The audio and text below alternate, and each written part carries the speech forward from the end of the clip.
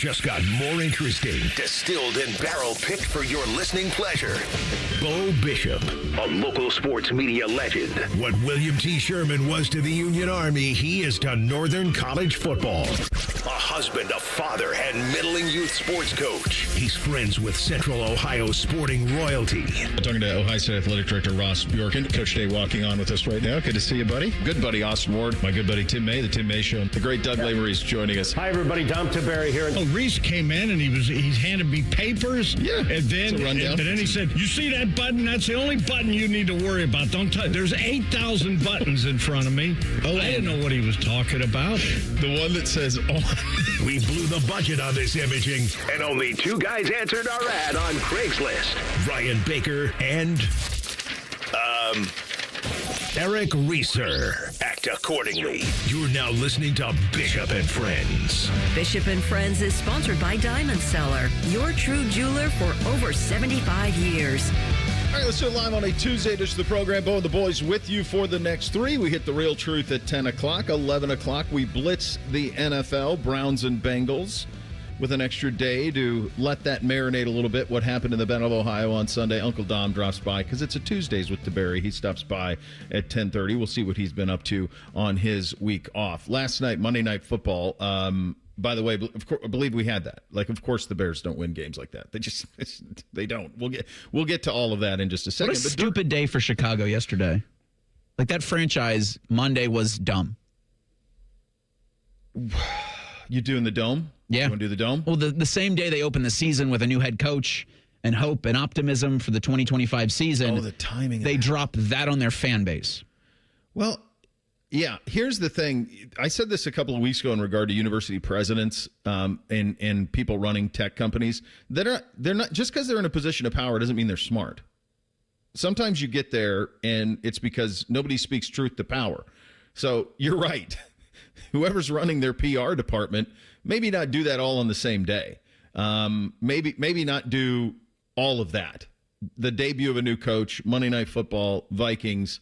Here's a dome stadium. And, oh, by the way, let's honor the 85 Bears. Like, all of those things happened on the same night, and that's probably a little bit of a failure in PR to do all of those things. Because if you are in Chicago and you're in Chicago on the radio or whatever, I don't know if Mike North's still around or not. The guy's an icon. I hope that he is, and I hope he's still talking somewhere. But if those type of folks are still around, yeah, where do you even go with all of that? I mean, it's almost too much. Spread that stuff out a little bit. Speaking of the 85 Bears, and we'll do this stadium thing in a second too. As a kid growing up where I did, you picked teams that were good when you were young. I've said that many times. It's different for folks around here because you have all of this stuff that's close. Where I grew up, there wasn't anything close.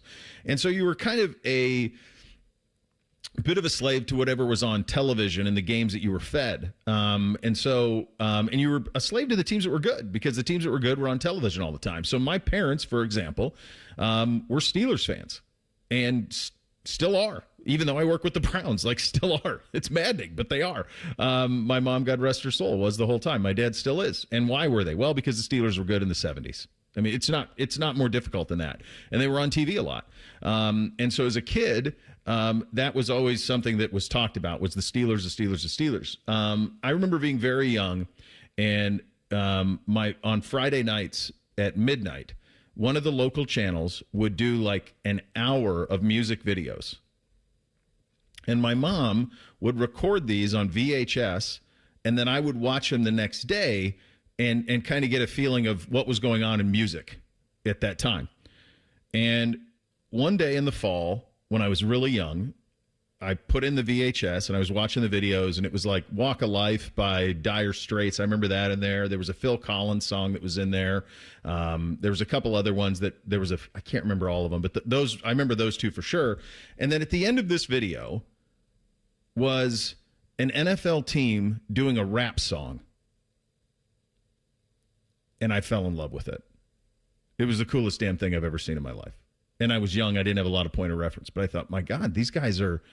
The name of this video is the Super Bowl Shuffle? And so then questions come. And you start asking me, well, hold on. They're to do a Super Bowl Shuffle. Did they win the Super Bowl? No. No, they didn't win the Super Bowl. They made a music video saying we're going to win the Super Bowl. Like, think about that now. Just now think about that. Imagine if the Ohio State Buckeyes and college teams start doing this too. A lot of copycats. Florida State had one, and they got bombed by Miami in an opener. The Rams, Threes talked about that with the Rams. The Rams had one that they put out that was kind of doing the same thing, but they were all copycatting the 85 Bears. They did the Super Bowl shuffle before they won anything. Now, my point of reference on the 85 Bears, the first time I got to see them play, there was a Monday Night Football game. This is the first time I remember seeing them play. There was a Monday Night Football game against the Miami Dolphins. And I remember just being able to wrap my head around the fact that they hadn't lost yet. And in my mind's eye, it was well into the season. And they were playing the Dolphins on Monday Night Football. And the year before, Marino had played in the Super Bowl with the Dolphins, but I didn't really understand any of that. There were all these old guys on the sideline. I didn't really understand any of that. That's where the popping of the champagne comes from with the 72 Dolphins. That's Zonka, Mercury Morris, all those guys. They were on the sidelines trying to make sure that Dolphins team beat the 85 Bears. They did. I want to say like 38-24, something like that. And so that was the only loss that team suffered. And then I remember watching the playoff games, absolutely. I remember the Super Bowl. My dad, antagonistic with me at a young age, rooted for the Patriots. I was the only one in the house that was rooting for the Bears. And we rarely went to Super Bowl parties, but I remember we went to a Super Bowl party, and like most of the people were rooting Patriots. And my mom, I think, because she was a good mom, she rooted for the Bears with me. But everybody else was rooting because they didn't like McMahon. He was loud and mouthy and all of those things, all the things I loved as a kid.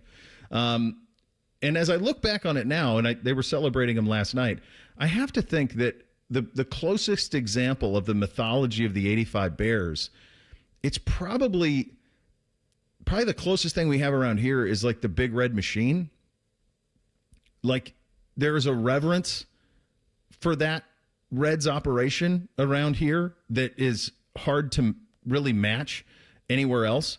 I think from a Cleveland sports fan perspective, it's probably the Bernie Browns, because sometimes I think it gets romanticized that maybe they were better than they were. They were really good teams. They got to back-to-back AFC championship games, but I don't know if they would have stood a chance against those NFC teams that the NFC was rolling out at that time, the Giants and the Niners and all those teams. Not sure. They never got the chance. But those are the two that I think of here, in the state. Ohio State football, there isn't really this type of mythology because they're always good. So you don't really have to pump things up even bigger. But anytime that I see them, and I have to imagine being like a Bears employee, you love the 85 Bears, but you're probably so damn sick of hearing about the 85 Bears. It's got to be just exhausting because every 5 years there's another anniversary to celebrate them. And this one, the 40th, last night. Yeah, watching them unfurl the American flag last night, I think they had members of the Chicago Fire Department, and every other jersey was Ditka or something referencing that team. I know Ditka was obviously the coach there, but it had a reference to the bygone era of Chicago football. And on the side, and one of the end zones on the side of it was all the Hall of Famers and the absolute stars that played on or coached on those teams. And it's like nothing referencing anything from the Chicago Bears in my lifetime ever gets talked about. It's always an homage to that, and understandably so. But and I've talked to Fish about this and other Chicagoans. It's like that 85 Bears team, if they could recapture some of that magic, if any Bears team could recapture some of that magic, they own the city. Unquestionably. The personalities, jeez. I think of that team, Bo, and those are like my first memories of the NFL. Yeah, was that team like Walter Payton and Jim McMahon and. Wait a second, Refrigerator Perry's scoring touchdowns. He's a defensive lineman. He's supposed to be tackling people. And I believe Walter Payton and Jim McMahon at least wore the Adidas headbands. I believe the sweatbands. Well, Payton's would have been Ruse. Okay. Because he made kangaroo shoes, which they were called Ruse. He single-handedly made those a thing, like Ruse shoes. But yes, McMahon would, and then he'd write like Pluto on it. Roselle tried banning it, and then he wrote Roselle on the headband. Like, this was the cockiest team in the history of professional sports. I don't even know how you'd begin to cover them now. In a 24/7 news cycle, social media, everyone reacts, everyone overreacts. This team, can you imagine if the Philadelphia Eagles did a rap video saying they're going to win the Super Bowl? It'd go nuts on social media. It'd be everywhere. That's all you'd see. They were, like, and then they did it. They were like the Pistons before the Bad Boys Pistons. That's a good one. The NFL. as a Browns fan, I feel like I would love celebrating a team every 5 years, like Chicago does with the 85 Bears. It was interesting because I saw you put this in the show sheet, and I wasn't totally sure where you were going with this. Yeah. But I think of my favorite, probably my favorite team ever, and always will be, was those early 90s Jimmy Jackson Ohio State basketball teams.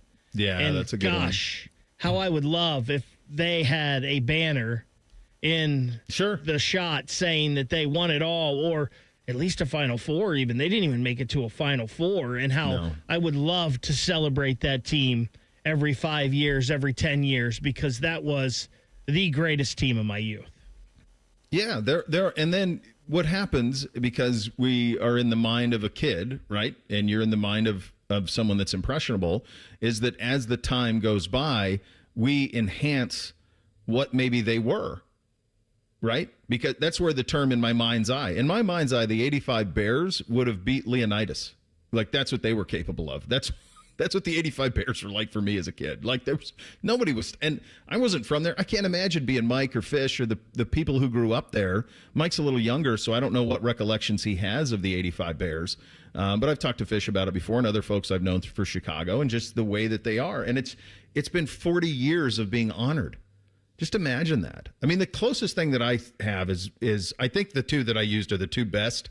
To me, it's Big Red Machine for sure in Cincinnati. Like, every single time and they have two of them, so they can go to either anniversary whenever they want to do a Big Red Machine. And then Bernie.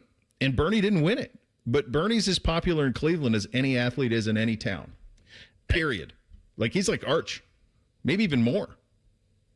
I think for me, like, I wasn't around for the Big Red Machine. Obviously, I know and have heard all about it. That 1990s Reds team that went wire to wire, I feel like it gets overshadowed by the Big Red Machine. And it does. It's a shame because that was such a great season. I think everything in Cincinnati gets swallowed by the Big Red Machine. No matter what you do, it feels like it would be. All right. There was a game last night as well. It was a tale of two halves, man. I went to bed. I did not see the end. These late games are killing me. But it is Monday Night Football. It's in the brochure. But I'm looking at this thing going into the fourth going, okay, I guess I had this one wrong. Well, turns out I had it very right, because as a kid who grew up a Bears fan, they don't win games like this. They didn't last night. We'll get into it coming up next. Bishop and Friends right here on The Fan. Wake up with the Fan. Eat lunch with the Fan. Go to bed with the Fan. Dream about the Fan. Then change your sheets. Gross. Ew, you guys are gross, but stick around in case I don't find anyone else. The Fan. He's at the 10, the 5, touchdown! This is what the Buckeyes train so hard for. Just like Valvoline Instant Oil Change, their techs train like pros to deliver expert service every time. Wait, are we talking about football or oil changes? Both. Whether it's the Buckeyes on the field or your car in the bay, it's all about preparation and precision. Can't argue with that. Valvoline Instant Oil Change is a proud sponsor of Ohio State Athletics. Visit VIOC.com/Buckeyes today. Scotty Vegas here. Smartest bet of the season? Bet on yourself. I needed a weight loss plan that fit into real life. Tailgates, road trips, kids' nights, and still lets you eat. Week 1 with Awaken 180, I was down 6. By the end, 45 pounds gone. That's with wings, chili, meatballs, sausages, all the good stuff. It's the Tailgate transformation. Structure, coaching, and food that tastes like a win. Make the smart play. Start your Tailgate transformation at awaken180weightloss.com. You can stream the game on your phone while you're gardening. You can stream it while you walk the dog. You can stream it at a trampoline park. You can even stream it at a monster truck rally. But the second you get behind the wheel, the game's over. Remember, Ohio, phones down. It's the law. Hey, what's up? It's T-Bone. My good friends over at Sleep Better Columbus want you to know that if you're 65 or older, enjoying those golden years, but maybe you're dealing with restless nights, you need to listen up. Are you tossing and turning, struggling with sleep apnea, and that leaves you wiped out during the day? Well, it's time to reclaim your rest with Dr. Mark Levy at Sleep Better Columbus. As a leading provider in non-surgical sleep apnea treatments, Dr. Levy helps you breathe easier and sleep deeper with custom oral appliances, a comfortable alternative to CPAP.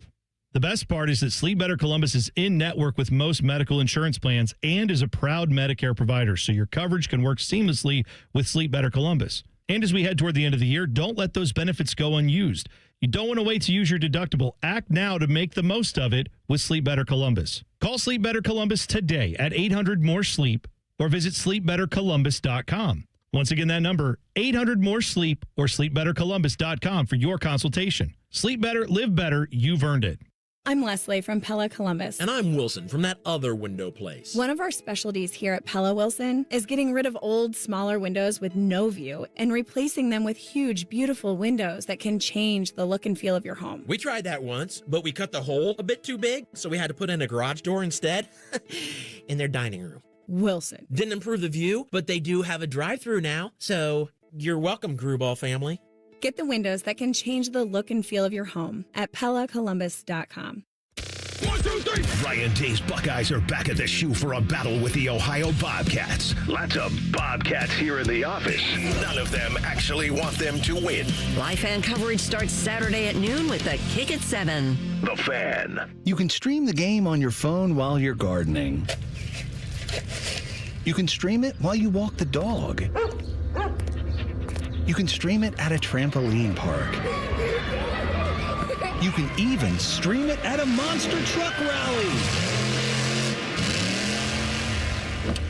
But the second you get behind the wheel, the game's over.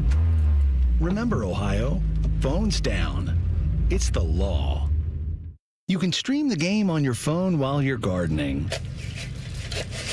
You can stream it while you walk the dog. You can stream it at a trampoline park. You can even stream it at a monster truck rally. But the second you get behind the wheel, the game's over. Remember, Ohio, phones down. It's the law. Fan weather. From the Logan AC and Heat Services Weather Center. Feeling a lot more like summer this afternoon. Lots of sunshine in the forecast and highs getting up right around 80 degrees with light winds. For tonight, mostly clear skies overnight with our lows down into the 50s, and we are rinse and repeat again for Wednesday. You'll need those sunglasses, and it'll be warm in the afternoon with highs in the low 80s. For the Fan, I'm meteorologist Meredith Garfalo with your 10 weather impact forecast. During this 10-second promo, Rothman will lose money gambling on something. People like you come here and blow the family nest egg that built this town. Rothman and Ice. Weekdays from noon to 3. The Fan. Taking the art of sports radio and day drinking to a whole new level. You're listening to Bishop and Friends. I think Kevin O'Connell might be on that level, whatever the highest level of coaches in the National Football League, the McVay, Shanahan, whatever that may be, whoever you want to give that to. Andy Reid, he hasn't won anything yet, so I probably can't go there. But Shanahan gets this a lot in terms of just his offensive genius and his handling of things and getting the most out of the players that he has. And he's delivered on all of that, save for at the ultimate level. I think O'Connell's got to be right there. You watch the first half of this football game, and it goes to half, and if I were to have told you that the Minnesota Vikings would win the game with 21 in the fourth, in large part because of the play of J.J. McCarthy, I would have said you're nuts. He was out of his depth. He was completely out of his depth in the first half. To me, he looked terrified. The interception, the pick six, I just went, he's cooked. And what they were asking him to do was nothing. And it still wasn't right. Wasn't right in any way, shape, or form. So you go to halftime, and it's 10-6. They get that field goal right before half to make it 10-6. And we'll get to Chicago and their stuff in a second. But there was no way to wrap your head around that they were going to fix it offensively. But the couple of things kept running back to me this morning when I saw how it eventually went final, because I went to bed after the third. When it eventually went final, a couple of things came to my mind in the first half. And the first thing that did was O'Connell's interview in the middle of the first half when he talked about, we're just settled in and we're going to be fine. We're going to go score a touchdown on this drive. And even after JJ threw the pick six, O'Connell grabbed him right away. It's good. It's fine. It's okay. Don't worry about it. On to the next. And you go, okay, there's now we see what's happening here. Now I see what's going to happen. And the reality of this situation is this dude had this kid. This kid is in the right hands. You're a Michigan fan out there, you probably don't, or Buckeye fan out there, you don't want to hear it. And I don't know what his ceiling can be still. I still think it was plenty clunky, but I do think he's being curated by the right guy, because the fact that he somehow got that performance out of him in the fourth after the first 3 quarters of what we saw, it's hard to wrap your head around. It truly is. Yeah, when he does the pick 6, I'm like, we're cooked. That's it. Looks like Eric's going to be under 500 in week 1 NFL picks.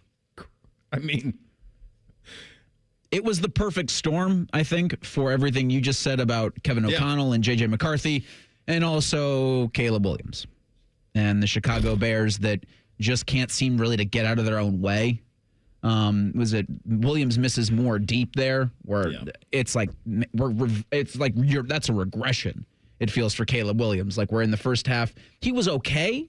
Like it was just okay. The first half wasn't like nobody was world beaten, but you're understanding that this is week 1, a new head coach in Chicago, a new quarterback in Minnesota.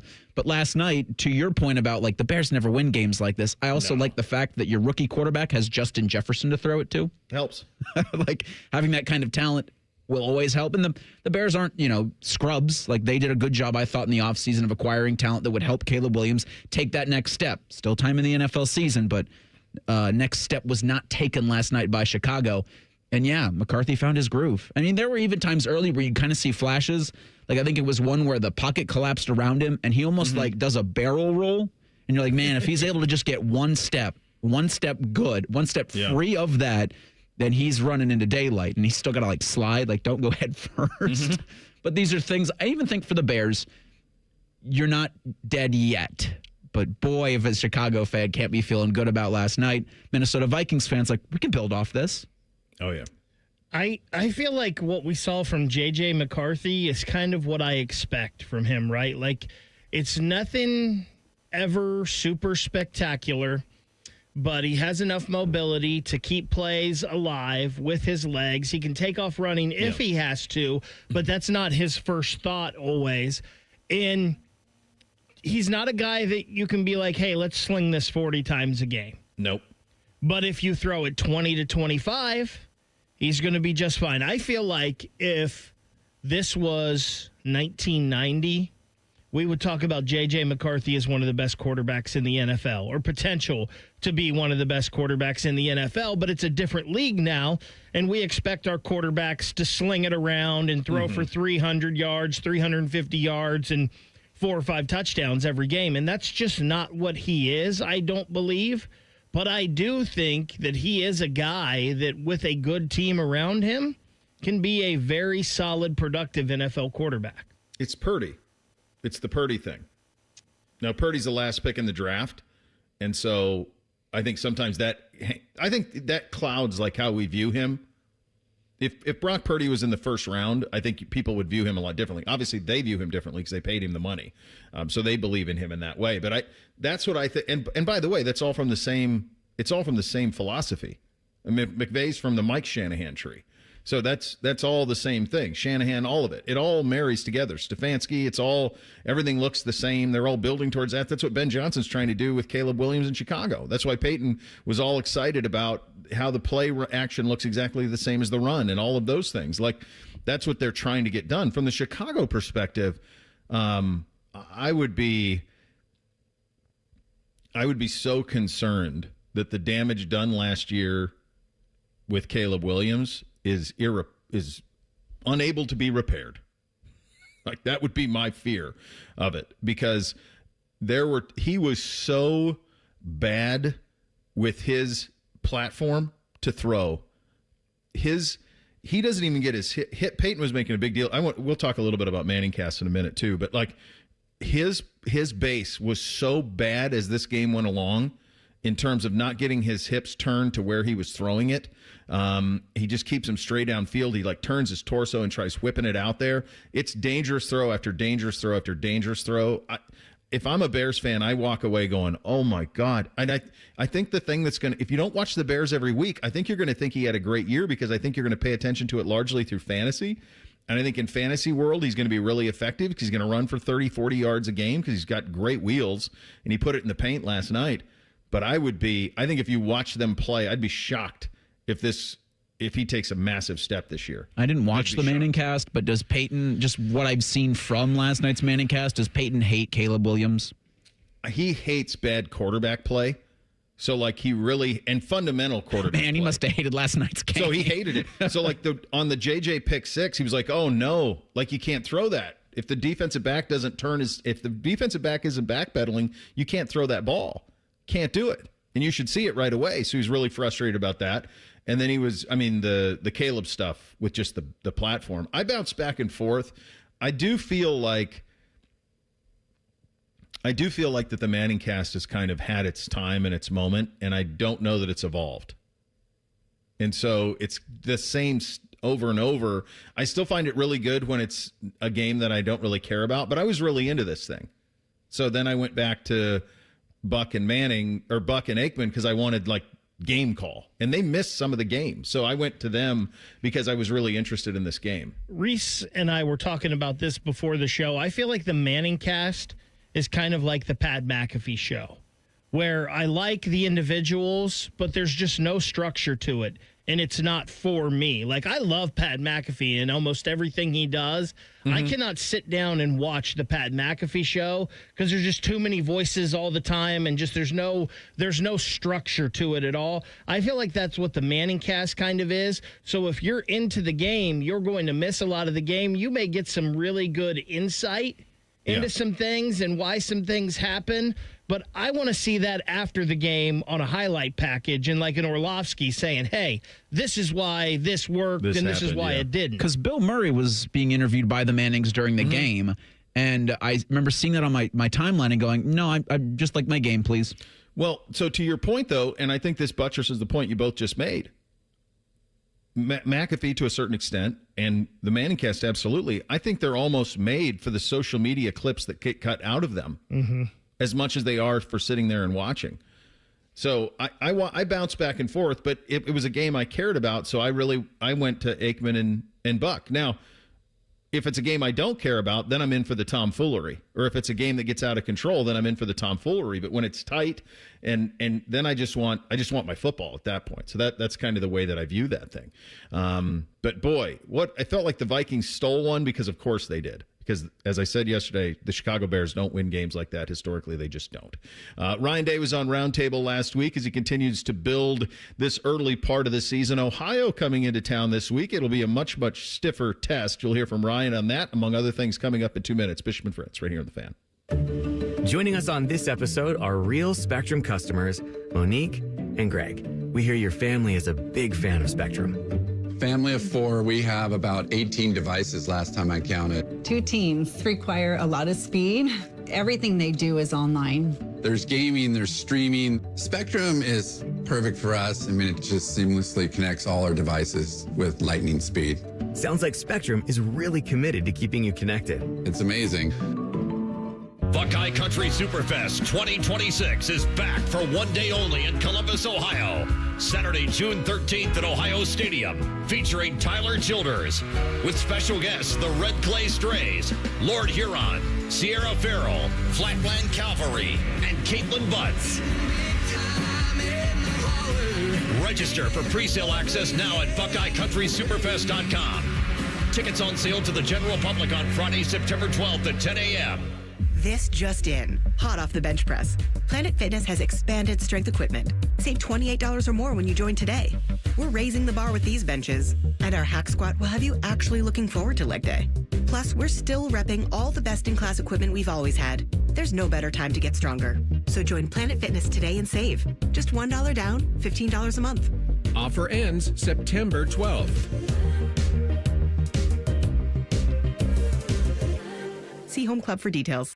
Delaware County Veterans Services is ready to help you access VA benefits, emergency financial assistance, dental and medical grants, transportation, and more. Give Delaware County Veterans Services a call, 740-833-2010 to schedule an appointment. Dormar, your pilot hero.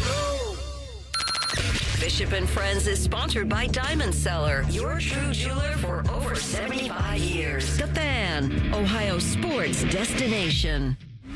What's up? What's up, man? What's up with you? Sponsored by Newman Roofing. For all your roofing, gutter, or siding needs, call Newman Roofing today at 614-NEW-ROOF or visit online at newmanroofing.com. All right, here's what's up on a Tuesday edition of the program. Ryan Day on Buckeye Roundtable yesterday. You'll hear from him in just a second. Before we do, though, the more and more I thought about what we talked about yesterday a little bit, the more and more I believe it. I really believe that this was kind of the perfect start to this season for Ohio State. So if you missed what we were talking about yesterday, now it's all possible because you beat Texas, right? You beat Texas. So I think the approach from the Ohio State football program kind of is as follows. And my guess is this is what they did in the lead up. You had training camp to build towards your showcase Super Bowl. It was the biggest game in the season in college football, but really didn't mean anything, right? Didn't. Both teams are fine. It's going to be fine. But you get this massive test right out of the gates. And now that you win it, now you've got this massive data point, right? If you lose it, that doesn't mean anything first week. You win it, you go, hey, we beat the number one team in the country. There's our data point right there. That gives you some room for error down the stretch. So you build towards that. There's a specific game plan you put in offensive and defensively to win that game. Once it goes final, now all of a sudden you have a second build-up to the start of conference play. So you get what amounts to a glorified scrimmage practice against Grambling last week where you could have named the score. The talent discrepancy was as big as you'll ever see in college football. Then you get a pretty good-sized step up this week. Now, how big of a step up? You're still, 31.5-point favorites? So it's not like this is a 2-touchdown favorite situation. You're still expected to absolutely boat race Ohio on Saturday. I think the Bobcats will be pretty frisky for this thing, especially to start. So now all of a sudden you get a little bit of a ramp up. Then you look at those two games, you can look back and go, okay, here's what we do well, here's what we need to improve upon. We got a bye week to get right, and then we get a pretty big test at Washington at the end of the month. If you haven't watched Washington yet, maybe start. They're real. They're definitely real. Are they Oregon real? No. But I'm not convinced they're not Illinois real. I'm not convinced they're not that. So that's something you have to kind of look forward to at the end of the month. So it sets up really perfectly for Ryan Day and his staff to almost have two separate mountains to scale in the first 2 months. My guess is what you've gotten out of this from this team was an incredibly locked-in group. You got a group of guys who were you can't have any wasted minutes preparing for Texas. You have their full attention right out of the gates. So you kind of get two separate training camps and two separate mountains to scale, and I think it fits a young team like this perfectly. Yeah, I think with teams that haven't had a lot of on-field experience, you worry about slow starts. And yeah. I mean, I think the only person really that looked like they needed a wake-up was Jeremiah Smith in game one with two really uncharacteristic drops. But everything else outside of that, everybody has seemed poised and collective and cool and calm. And even through mistakes, it hasn't affected really anybody else. And even JJ, came back and had a record-setting game in week 2. And so for this team, you kind of had that worry of over the next 2 weeks post-Texas, was there going to be a lull? And obviously, you'll have the bye next week to correct anything from the first 3 weeks of actual games. But then at least I don't have any concern that this young team's not going to be up and ready to go against Washington on the 27th. Now, we're still waiting on a time for that thing, but it feels like we're creeping closer to 3:30 kick. I'm getting nervous. So Troy sent that to us yesterday. Did a great friend of the program said, what about people? An 11 o'clock start for Ohio State and Washington? I don't believe that. And I don't it hadn't even entered my mind until that hypothetical was thrown out. What if they put Ohio State, Washington in that window? Can you do 10? Yeah. Because there was the fourth window at 10, but that was an ESPN window. I don't know what a Fox window is on a Saturday night. I'll tell you what, Washington would prefer that. Yeah. You think Washington wouldn't love an 8 o'clock Pacific start for this? I don't think it's in play. My guess is Ohio State. My hope is that Ohio State could say, yeah, no, we're not doing that. But I don't know what they agreed to in this television contract. The point Troy made was that a lot of these other times are being gobbled up. So we're still waiting on 3:30, though, right? That's kind of the one that we all think it's going to be in, and that isn't scheduled yet? It's not yet. So that's the one that it's got to be. Let me pull up week 5? Week 5 of the season. So CBS does not have a game scheduled or it has announced a time just yet. All right. So the only one scheduled is Oregon-Penn State. That's the whiteout. NBC. That's the whiteout. That's at night. So in terms of noon, you can't be noon. So they could do USC. My guess is they'll do USC Illinois at noon if they can both get there undefeated. That feels like big noon. So you need the 3:30 window. Ohio State Washington would be the 3:30 window because CBS doesn't have any other agreements. So it's got to be a Big Ten game. So I think you're safe. I think it's going to be 3:30, which is 12:30 out there. And then we're going to have Washington fans complaining about having to have a noon kickoff for a big game, but it doesn't matter. I think that's what it is. They're not worried. I mean, if Washington was playing someone else, maybe I could see them trying to push that 11 o'clock start. They're not going to do that with Ohio State because they know Ohio State brings the eyeballs. They're going to want that in a better window than 11 p.m. at night. So that game is obviously we're speculating, but that game's going to be 3:30 on CBS. I think you're going to be fine too. There could be an FS1 window that I'm unaware of but I think CBS will gobble it. I think it's going to be one of the games of the weekend, honestly. I think it'd be big noon if you could. You just can't play at 9 o'clock in the morning on the Pacific Coast. So I think you're going to be 3:30. You'll be fine. Here's Ryan Day from Roundtable last night. Let's start with the fast start and the attitude of his team.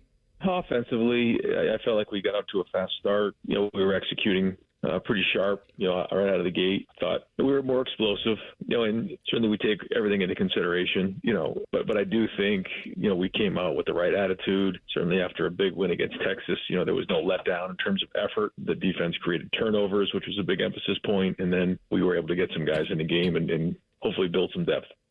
Well, that's the thing that we talked about. Get that big lead and play the depth. Here's Ryan Day on doing just that.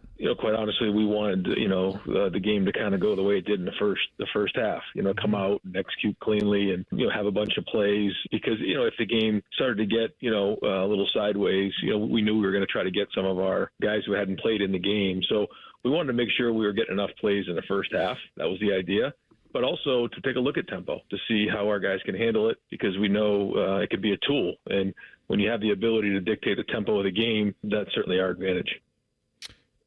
Ryan Day had to like what he saw from his quarterback, Julian, saying every single pass was caught. Now, one by the other team, and he'll learn from that. But all the rest of them hit the right guys in their hands, in stride. Incredibly accurate performance.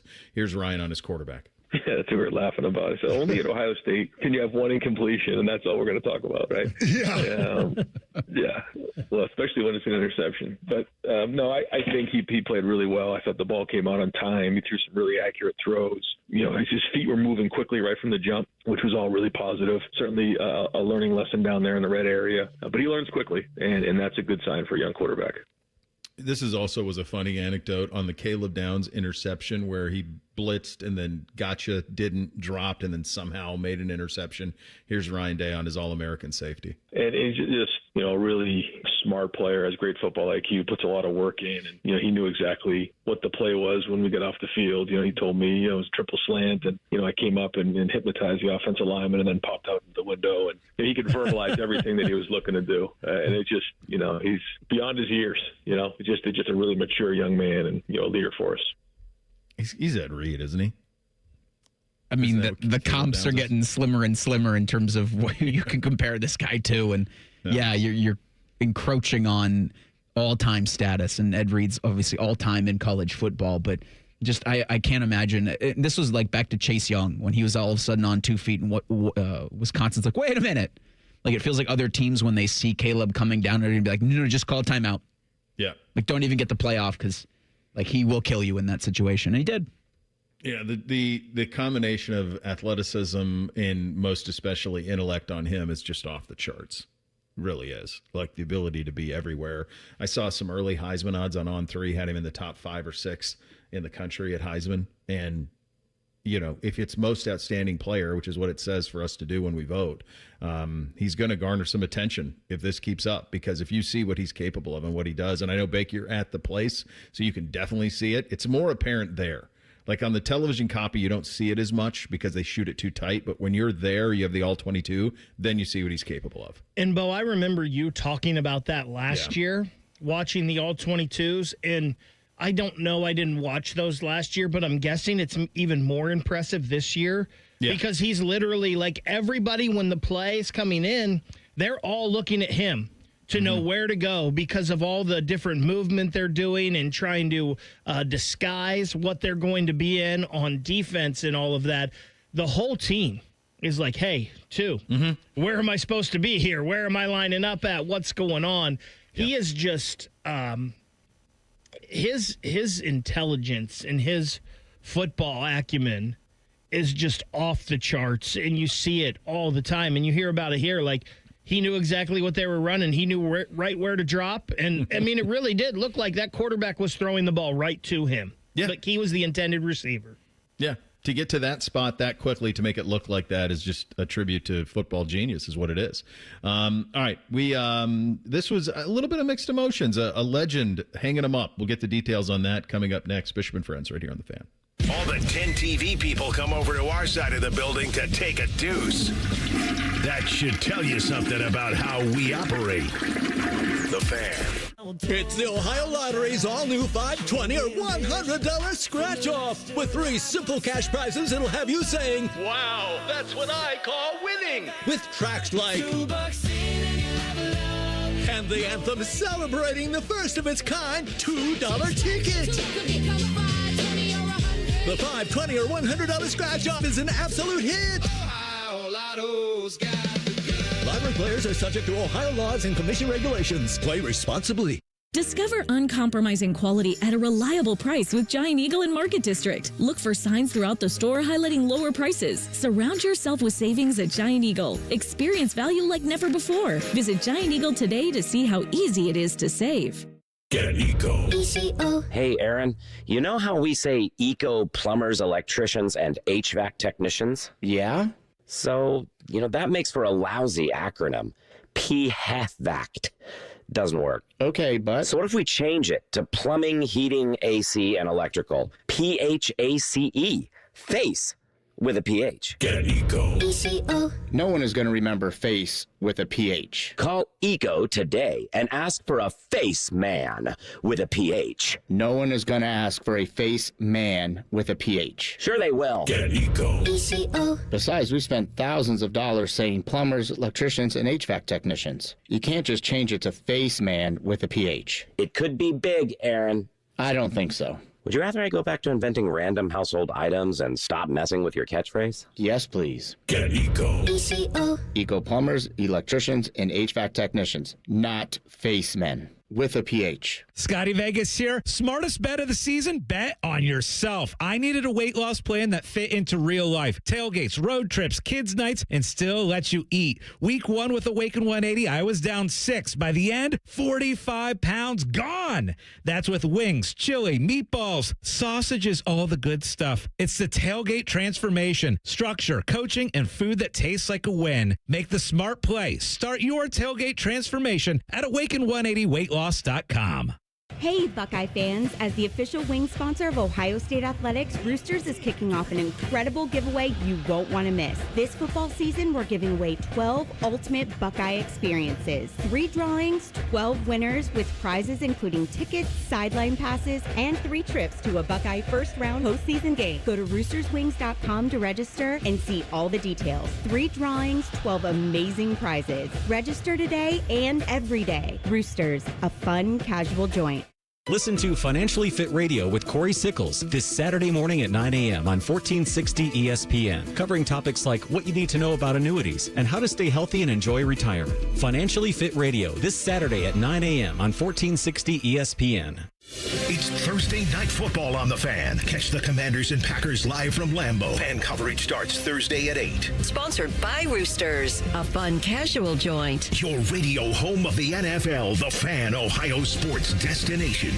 Parents, let me ask you something. Yeah. Go for it. We're listening. Yeah. Are your teens good with money? She's a good kid. She's the but best, yeah. I get it. Switch to Huntington Bank, and your teen debit card can really help. Oh? You can set spending limits, and your kid can track budgets, so they learn that money doesn't, in fact, grow on trees. I think we need this. Sounds good, yeah. We feel you, parents. Let's get more from teen banking. Let's get more from money. Switch to Huntington Bank. Welcome. Eligibility requirements apply. Some features may require enrollment. Is there anything better than a college football Saturday? Not if you're at the ESPN Bet Sportsbook at Hollywood Casino Columbus. Join the fan for watch parties for the games this season. Oh, you got to check out the display case of amazing autographed prizes you can win. It's beautiful. 2 massive TV walls to watch the national champs. Watch and place wagers with over 30 kiosks, contests, prizes, and live shows. Must be 21 or older to enter. Gambling problem? Call 1-800-GAMBLER.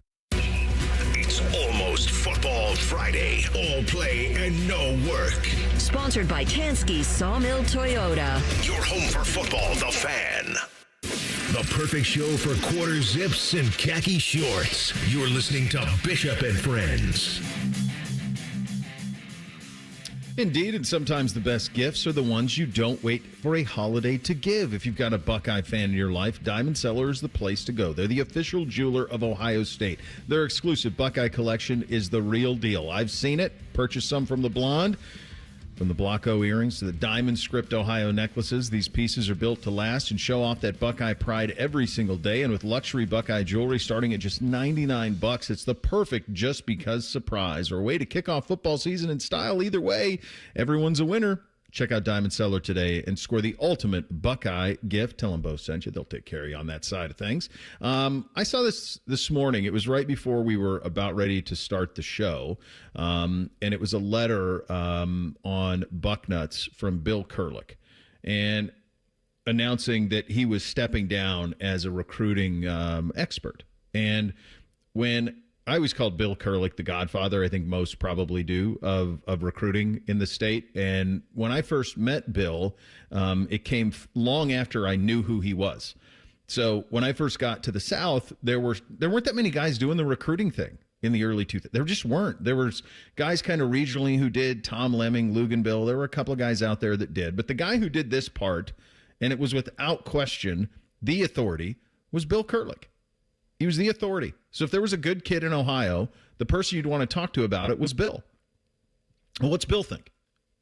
Where does he have him ranked? Where does he have that? That was the conversation that you'd have. And then when I got to know him, when I was hosting High School Sports Side or Buckeye Blitz or the various shows I've done through the years on the football side of things, if it came time to like break down where a player was, you'd get Bill. And Dom and I'd have him on wall all the time. And we'd talk about recruiting and where do they stand with this guy and where do they stand with this guy? Where are the Buckeyes? And just one of those guys who's as good a dude as you're ever going to want a guy to be. And he's been the voice, the authority for so many years on this. I read his piece. It's a great piece. I encourage you to read it at Bucknuts. But just how he got into it, how he made it work, how he was kind of a one-man beat. There's a little bit of a Mel Kiper to it. Like nobody else was doing it. I think that there's a need for this. Let's see if it works. And then it did. So he will be missed. He will be missed in a very, very big way. And just one of the best guys ever. And just wanted to give him some flowers here as he announced that this morning. Because to me, when I think of Buckeye recruiting, he's certainly one of the top of the names that you're going to think of. Yeah, the dean. And I remember, just over the years working and having him on various shows. He's always gracious with his time and always incredibly intelligent. And it's something that there's fewer and fewer Bill Kurlicks, and like the relationships that he's had to cultivate over the years is something that it's so impressive. Like to be able to do something that, and few people do, and fewer people have those kind of relationships with so many people. And it's when someone retires like that and you see like the outpouring, it's always really cool and hopefully he gets more of those flowers as the day goes on. It's interesting because, as you said, Bo, it seemed like back in the day, you would get a lot of high school coverage. And I think you still get that to an extent in small towns. But in bigger towns like the Columbuses, the Clevelands, the Cincinnatis, and then as you leave the state and go to bigger cities, it's like the high school stuff gets lost because there's bigger things to cover, right? There's Ohio State football to cover. There's the Cleveland Browns, the Cleveland Guardians, the Cincinnati Reds, the Blue Jackets, the Bengals. There's all of these big teams in these big cities. Bill used it kind of as a way to continue to keep doing that, but like with an Ohio State flair, right? Like he used it from an Ohio State aspect of things. And there's a lot now that I see every year when I am up at the state championships. There's a lot of guys that I see trying to do what Bill Krulik has done for a long time, but he's the gold standard in the business, and it's going to be weird that he's not here anymore. And, Jeremy Birmingham does a great job with that, and we're lucky to have him here at the Fan doing things with us, with Austin and the Beat and all of that. But Bill was the guy. He was the first, and he was the best. Yeah, he walked so Berm could run. And then others, could too. But nobody was doing it. Nobody was doing it at that time. The other thing that really was incredible is in those days, it was like the world was so much smaller. There was no YouTube. You couldn't see clips of anybody. The only way that you really knew if a kid was good is if they got kind of like this blessing from a recruiting expert who had seen him, who had talked to coaches, and that's what the job was. I've seen him. He's really good. I've talked to these coaches. He's the best one they've had since fill in the blank. That's where all of that came from. Now, you can just throw on the tape of any kid I got 6th graders who got highlight tapes. Like it's all out there. Like all of this stuff you can be viewed and you can kind of group think what a player is or is not. In those days, you kind of needed the blessing. Is he a great player? Well, what's Kurlik think of him? And then, okay, well, what's Lemming think of him? And that, in that he was somebody that was very big in the South was Tom. So that's the way that it kind of worked, was you needed like this blessing and then it would go and then their rankings would go and so forth and so on. So yeah, he's just an all-time great. And it's something that it's so different now how big the recruiting world has gotten. You think how many websites in this country based around college football made their hay based on recruiting? I do feel like it's come down. It's tapered off a little bit just because of the 2 signing days and some other things. But, man, when it was the first Wednesday in February, that month of January, from a like website recruiting standpoint, was an electric factory. You were paying – who did he visit? What did they give him for dinner? What did they – is he leaning Buckeyes now, or is he leaning Miami? Like – there was all of this. Now, these guys have to make all these decisions in the summer for the most part, and then early signing day happens when there's so much else going on in the sport that it gets lost. When there was one, and it was the first Wednesday in February, like it took over the sports world for a day. Yeah, you're hitting that refresh button every 5 seconds. Oh, yeah. When it still, and you were like, they're still using fax machines, and yeah, it was a big deal. It's just a different world, man. Up at dawn siege at 6 a.m., and now it's just a day. I miss it. I liked when it stood on its own the way that it did. Second hour of the program up next, a little Tuesdays with Tiberi. Some positive and negative snap judgments from us in the NFL, but we kick it off with the real truth. Will Julian Sayin throw for more yards than 2 of the more pedigreed quarterbacks on the Buckeye roster? We'll get to all of that coming up next. Bishop and Friends right here on The Fan. 1, 2, 3. Here at The Fan is always football o'clock. Proud to be your home of the Buckeyes, Browns, and all the NFL games you can handle. The Fan. Right now, in Washington, there's a fight going on to make life more affordable and bring back American jobs. Some play politics, and some want to get things done. Senator John Husted is cutting through the noise, putting Ohio first. The new tax bill delivers for working families and helps small businesses hire and grow right here in Ohio. Tell John Husted, keep fighting for Ohio families and small businesses. Paid for by Senate Opportunity Fund. Coffee, iced cap, refreshers. Tim Hortons has all your favorite beverages. And now you can get your favorite bite for less. When you buy any size beverage, add a baked daily donut for $1, a tasty bagel for $2, or a freshly cracked hot breakfast sandwich for just $3. So next time you order your favorite Tim's beverage, add something that satisfies your cravings and your wallet. The $1, $2, $3 menu. Only at your neighborhood Tim Hortons. At participating U.S. restaurants, must ask for offer in restaurant. Tax extra exclusions and terms apply. It's always a good day at the Nationwide Children's Hospital Championship. September 18th through 21st at the Scarlet Course. PGA Tour's rising stars compete, Hub 13 drink specials, and more. Get free tickets today at ncc-golf.com. Dormar, you're my hero. Hurry up, dude. The game's about to start. Nothing beats spending the day watching the game with your buddies. Dude, I'm literally right here. Let's do this. Which is why a shelter insurance renter's policy is key to your winning game plan. It protects things your landlord's policy doesn't. Dude, where's your TV? What? No way, dude. Like that flat screen TV that just got stolen. To draft an agent for your team, visit shelterinsurance.com. We're your shield. We're your shelter. 5 words no one wants to hear? You need a new roof. What do you do? Who do you call? How are you going to pay for it? Hey, it's Timmy Hall, and these are all questions that run through people's minds when they hear those 5 words. But if you pick up the phone and call Victor's Home Solutions, your new roof will be the easiest, most hassle-free home improvement project you'll ever do.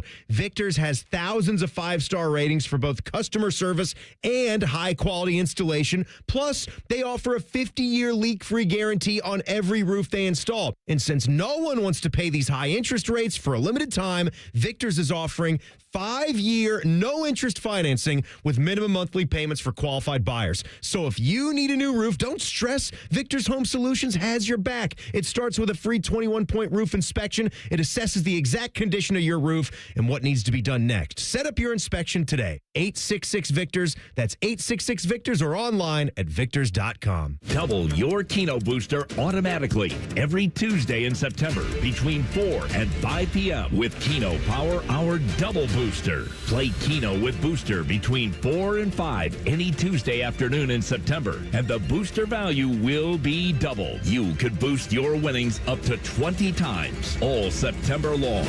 Learn more at OhioLottery.com/Keno Power Hour. Lottery players are subject to Ohio laws and commission regulations. Play responsibly. Lanny went to college and racked up huge debt. A little bit over $100,000.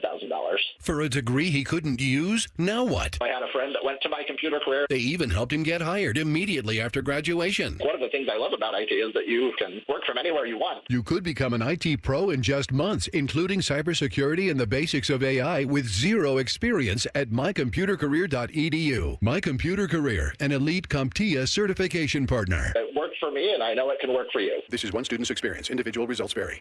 People can't say enough amazing things about Vanscoy Hair Clinics. Men and women struggle with hair loss every day, and they completely change their lives. Vanscoy Hair Clinics is the only company in Ohio that has PRP, platelet-rich plasma, and the multi-unit hair grafting hair transplant procedure. Go to vanscoyhair.com for more info, or call 614-432-8042. Here's what some of their hair transplant clients have said. Around 26, 27, I lost almost all of my hair on top. It changed my life in ways that I could not imagine. My hair is going to continue growing for the rest of my life. There is hope that you can do something about your hair loss. Multi-unit hair grafting gives you 3 times more hair per procedure, saving you time and money. Hair transplants are more affordable than ever, and PRP is a fast, easy, and effective 45-minute treatment for thinning or damaged hair. Call Vanscoy for a free consultation, 614-432-8042, or visit vanscoyhair.com. That's 614-432-8042. Find out what procedure will restore your hair. Care Heating and Cooling. When you need a company you can trust, call 1-800-COOLING. Broadcasting from the Lindsay Honda Studios. Honda makes the cars. Lindsay makes the difference. Visit lindsayhonda.com. WBNS-FM, HD1 Columbus. Good morning. I'm Eric Reeser. Top-ranked Ohio State hosts Ohio University Saturday night at 7 o'clock. It's the 8th all-time meeting between the two schools on the field. We'll have fan pregame coverage Saturday mornings, or Saturday afternoon, or Saturday at noon. Ohio State's Ryan Day will meet with the media today at noon. We'll carry his comments live on the Fan when he takes the podium. In other news, Colorado will turn to third-string quarterback Ryan Staub to start Friday's game at Houston. Staub had 2 touchdowns in the Buffalo's Week 2 win over Delaware. In the NFL, the Vikings beat the Bears 27-24 last night in Chicago. Minnesota scored 21 in the 4th to get the Week 1 win. Week 2 begins Thursday in Green Bay. The Packers host the Commanders. The Browns are at the Ravens Sunday at 1, while the Bengals will host the Jaguars. This update is sponsored by Roosters. Roosters is giving away 12 ultimate Buckeye experiences. Tickets, sideline passes, trips to a Buckeye first-round postseason game. Register today at roosterswings.com.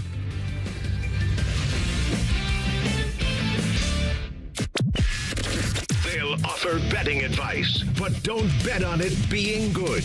You're listening to Bishop and Friends. All right, second hour here on a Tuesday edition of the program. Uncle Dom stopping by in 28 minutes. Time for the real truth. Hit it, fellas. Bishop and Friends present The Real Truth. Sponsored by Diamond Cellar. Over 76 years of experience and guaranteed lowest prices on Sawmill Road or diamondcellar.com. Julian Sain will throw for more yards this season than Arch Manning or Drew Aller. Is that the real truth? Yeah.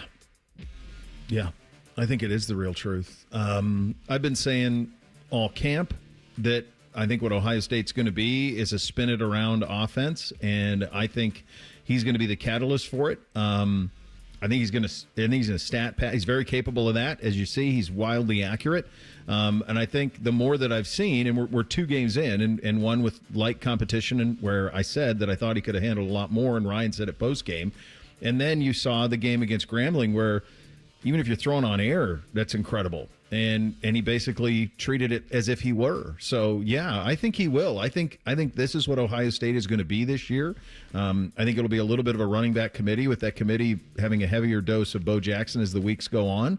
But I do think this will be a pass-first offense. And I don't know that anyone can cover the receiving core that is thrust out there. And furthermore, Penn State's off to a very slow start, and they have those 2 backs, and that's kind of who they are. And then the one that I think most people thought would probably beat Julian was Arch, but it don't look right for him. It just don't. So maybe it will come around, but I think Julian's going to have an opportunity to throw for a lot of yards this week. He threw for a lot of yards last week, and I think that's only going to continue. So, yeah, I think this is the real truth. So I did some quick math here on Arch Manning and Drew Aller so far in their careers. And obviously there is a bigger sample size with Drew Aller. Mm-hmm. Arch last year in his 3 starts threw for an average of 269 a game. Mm-hmm. Through 2 games so far this year, and we obviously know one of those was against Ohio State and the numbers weren't great, he's averaged 232 yards a game. Drew Aller last year in 16 games threw for 3,327 yards. That's 208 yards a game. So far through 2 games this year, Drew Aller has thrown for 208 yards a game. I think the only question here is if Penn State plays more games than Ohio State. Like if somehow Ohio State... Yeah, just do it through 12. Well, if you just threw it through 12... Sayin will definitely throw for more yards than Drew Aller. I think the Arch one, that might be a little difference because Texas is going to throw the ball a little more. But it's kind of consistent here with Drew Aller, 208 yards a game, and Julian Sayin is going to average more than that in this offense. Joe Flacco will start more games for the Browns than the 2 rookies combined. Is that the real truth? Man, this is a tough one. I hate this. This is really a tough one. So this is kind of coming from the Diana Rossetti reporting from Sunday that the Browns' plan is Flacco until, I guess kind of the feeling I get from her story was it's Flacco until it's not. And so what I think that means from her reporting is it's Flacco until the season is, if the season ever becomes lost, then I think you pivot and you see what Gabriel's all about. But it would take a real outlier for Shedeur to play. So I think barring injury, and I realize this isn't in the question, but barring injury, I think that this is the real truth. That this team, because what we saw in week 1 is that this team is quite capable. Now, the schedule is brutal, but defensively they are obviously elite, and I think they have more offensive firepower than people think. I think Fannon's going to be a problem, and I think Isaiah Bond's impact will get more and more as it goes along, and I also think Quinshon's going to help in a big way. So I think offensively they're going to be really frisky and a very difficult out, and I think that will cause this... I think this will cause them to play relevant games far longer into the season than people realize. So I'm going to say this is the real truth, that Flacco will start the most, barring injury. I don't know if I would have said this is the real truth before game 1, but after game 1, definitely this is the real truth, because they're going to be like, look, Flacco played great, played really good. We can win games with Joe Flacco. We're gonna squeeze all the blood we can out of this tournament. I'm not saying that that's wrong. I'm not seeing. You have to go try to win games in the NFL. Like, what are you doing if you're not trying to win games? I just don't think for this franchise moving forward, trying to win 8 or 9 games this year is the best for your future, obviously. And the report that came out that said that the Browns have no plans on playing Shedeur Sanders this year, that just seems like a waste, right? Like, I think you need to see both of these guys in game action, that being Dylan Gabriel and Shedeur Sanders, to see if you have anything. But there's no way that Stefanski and Barry aren't trotting Joe Flacco out there every game they think they can win with him, and that's probably all of them they're going to think they can win with him. I think the one pushback I'd give you on the Shedeur part is that if they're saying that and Rossini's reporting it, then what we're missing that's happening in those walls is the reason for that. For sure. That's why that's happening. I don't think it's weird to not plan for your third string quarterback to play in games in a football season. Like that reporting, like when I read it from Rossini, I think it was their Friday column, I was like, yeah, of course that's their plan. He's the third string guy. There shouldn't be a plan in place. He's in case of emergency, you break the glass. So, and that would tell me they've seen enough between Dylan Gabriel and Shedeur Sanders that Dylan Gabriel's the backup and Shedeur's, like I just said, in case of emergency. And I don't see anything wrong with that. No, I think the only thing that's tough is ownership up there did say that they wanted to see both. So that's the one that's tricky. So, like, do you get to a point at the end of the year where it's like, hey, let's see what Shedeur has? Nathan Zagura, you hear him on the games here and is a great friend and a very solid human, as good as you're going to find. He had a really good way of kind of describing this. It's Joe Flacco's until it's not, and then it's the job of every quarterback going forward to make sure the next guy doesn't play. So it's Joe's job to make sure that Dylan doesn't play. And as long as the Browns are competitive and in the mix, that'll be the case. If it goes to Dylan, then it'll be Dylan as long as he plays well. And if he doesn't give a reason to play Shedeur Sanders, then Shedeur Sanders won't play. It's kind of that simple. I think that they think Gabriel can be Purdy or Cousins or Tua and in those type of offenses. And that's when healthy, that's plenty good enough. I think that's how they view him long term, is that maybe he could be that type of player. Shedeur is a little bit of a bigger challenge. No NFL coach will be fired before the November 5th trade deadline. Is that the real truth? All right, I'm going to have to pull this up. You want odds?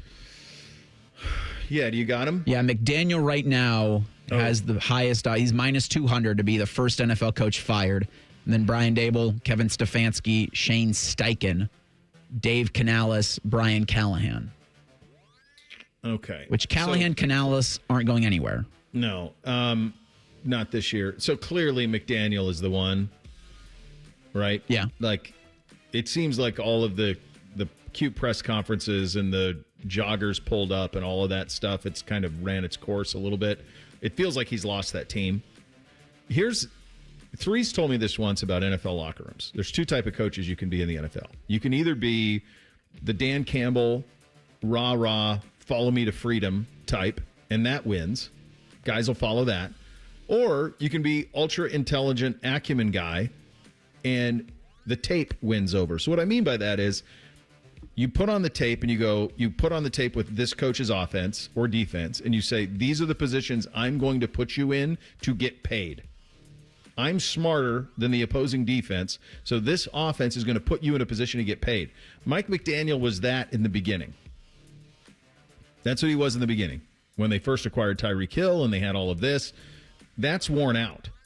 And to me, it looks like he's lost the team. So I think he's going to be gone because I think I'll have to look at their schedule to see what they're up against. Let me pull it up really quick for Miami.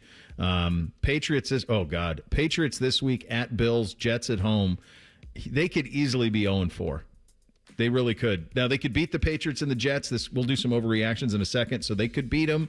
But that looked pretty listless in the opener against Indy. It was the most disappointing result of the weekend. So, no, I think McDaniel could be on the scrap heap sooner than that.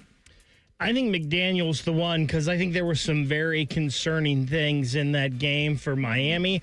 I feel like Miami might have a bigger issue than just Mike McDaniel. Like, I feel like maybe they should have cut bait with Tyreek Hill because I feel like that's a problem that's eating them from the inside now with him. Do you trade him to KC? If Casey is willing to have him back, do they want the headache back, though? Well, he'd probably fall into line with Mahomes. He might. Yeah. Do they want to pay him that much money? Can they pay him that much I money? Don't know. That's the thing. That I don't know. Yeah.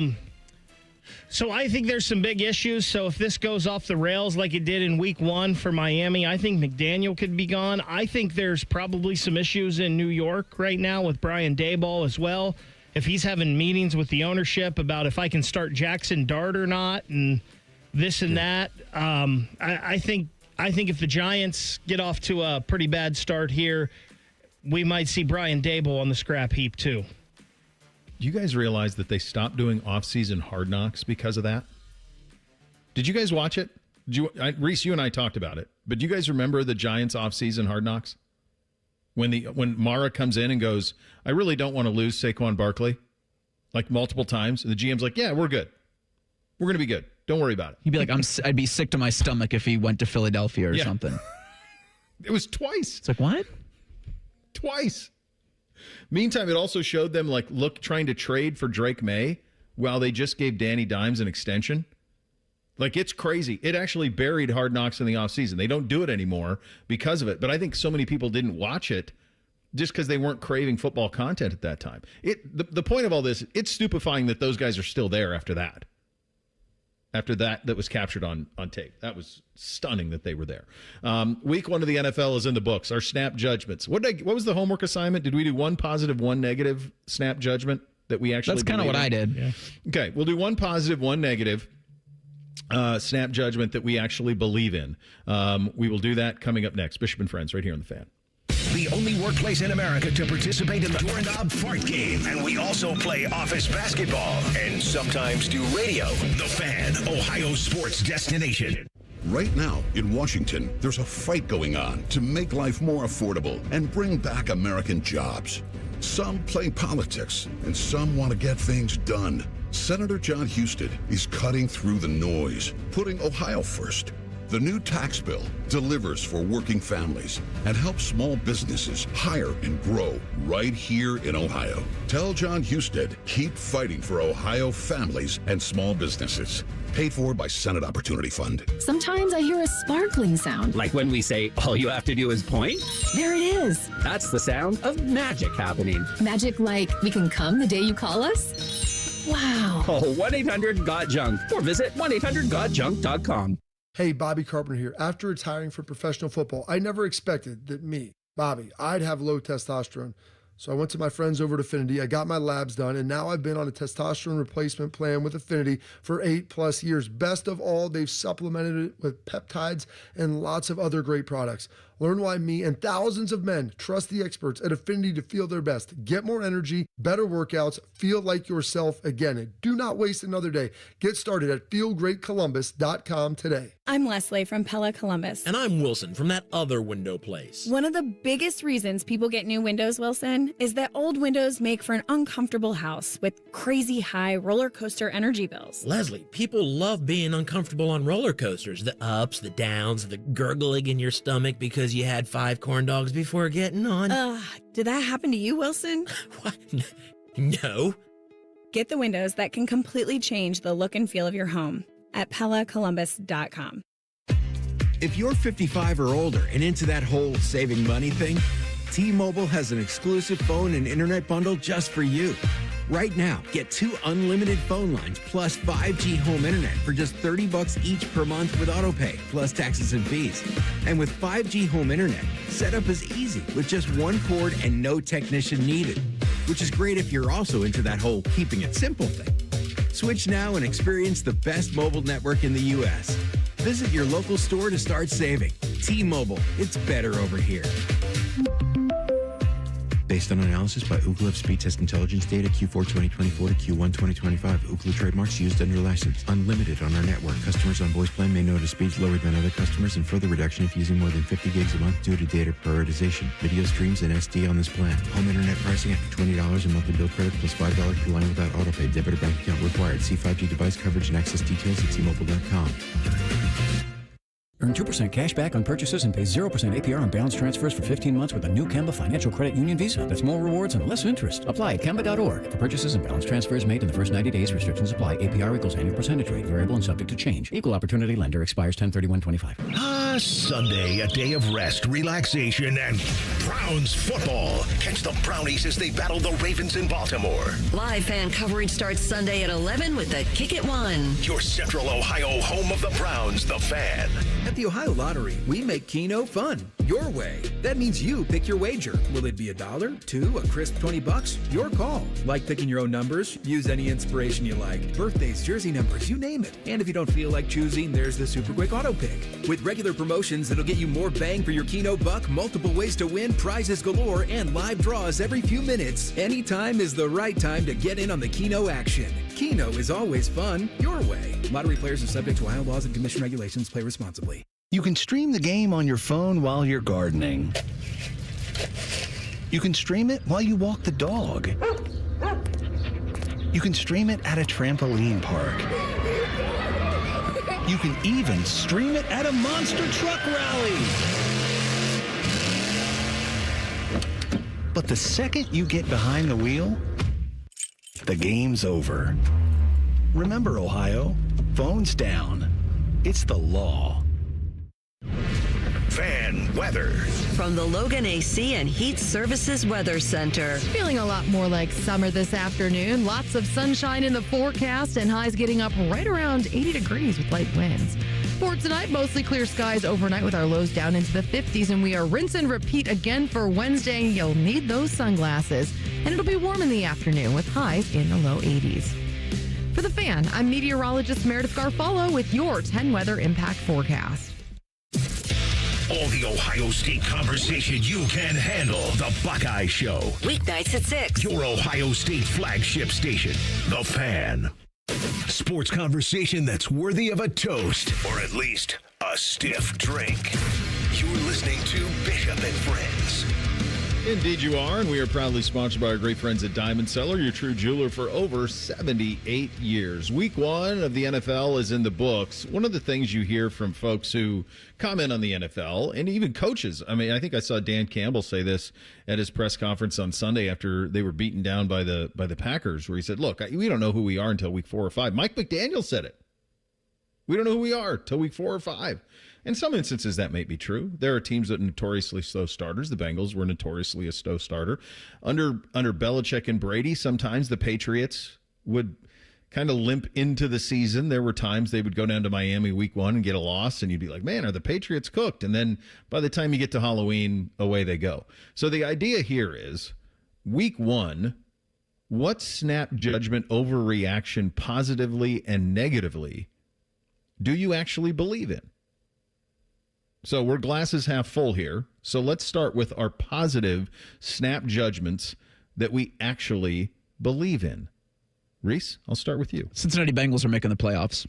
They never win those kinds of games in the past. And they won that kind of a game where they didn't play well relative to their opponent. And they stole that game in Cleveland. They've never done that before. And Joe Burrow will get better as the season carries on. He'll have not the same numbers he had last season, but he's going to be at the top of NFL passing charts. By season's end. They're going to be fine.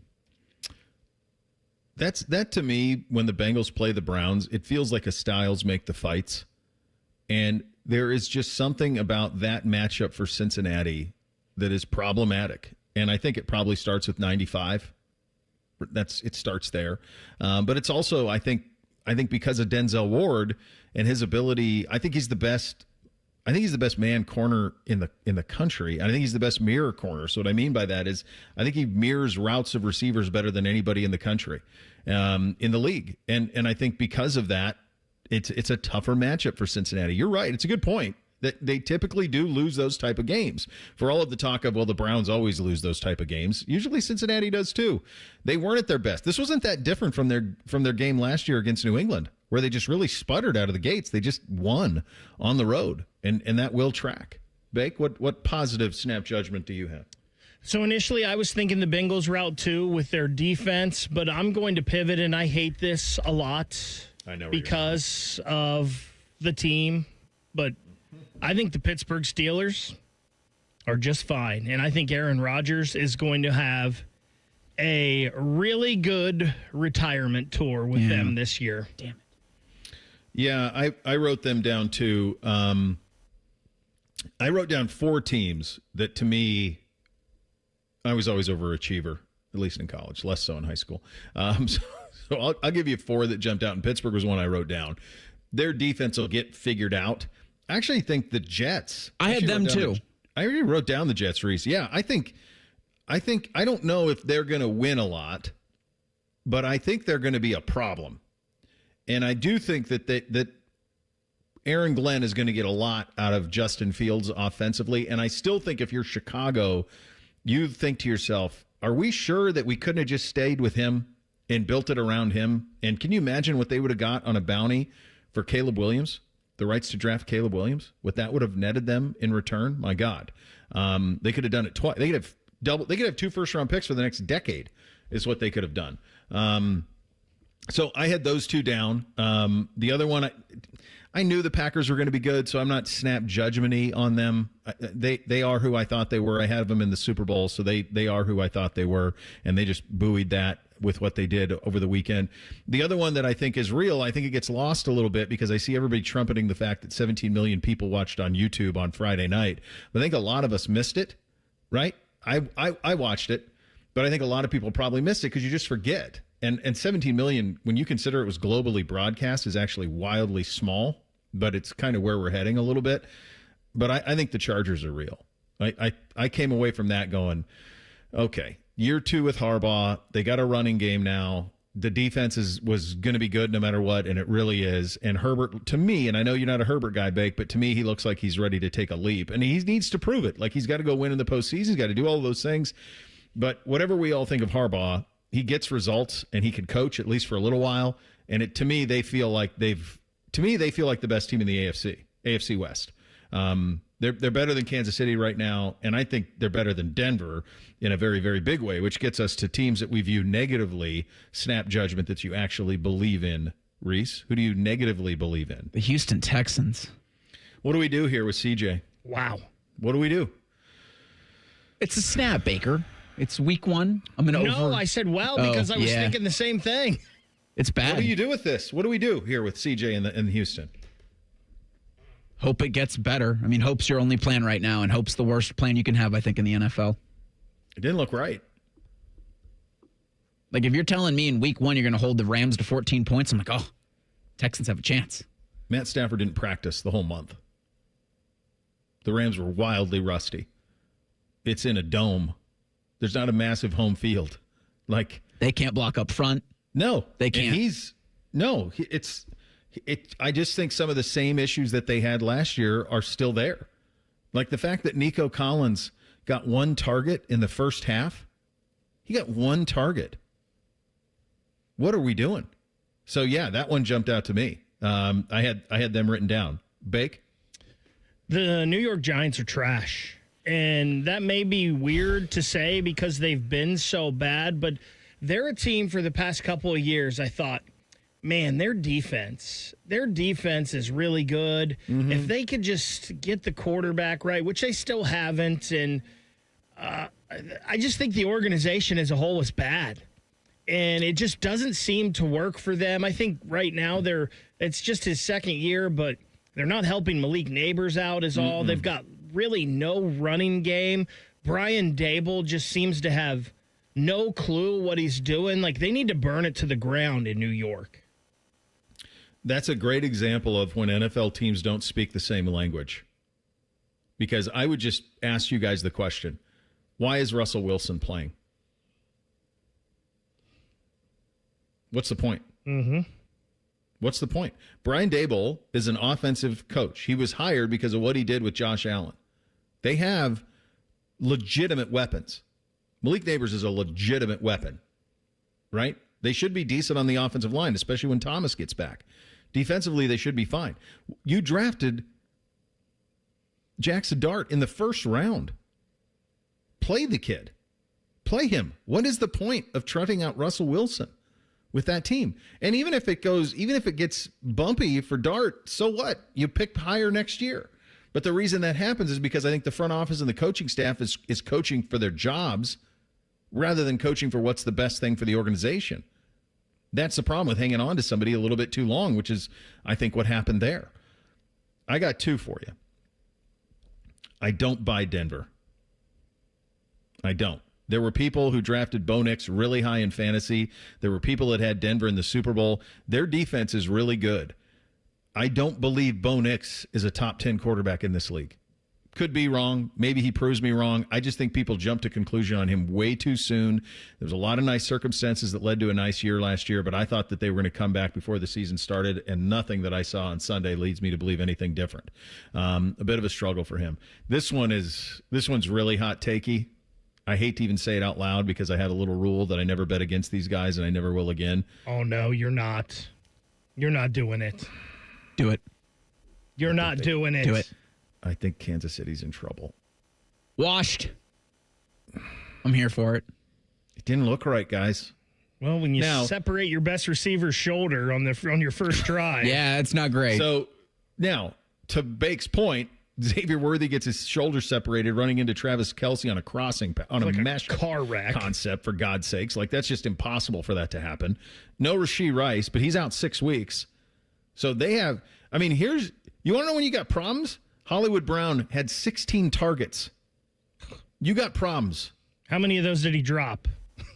He only had, I think he had 8 catches. That ain't it.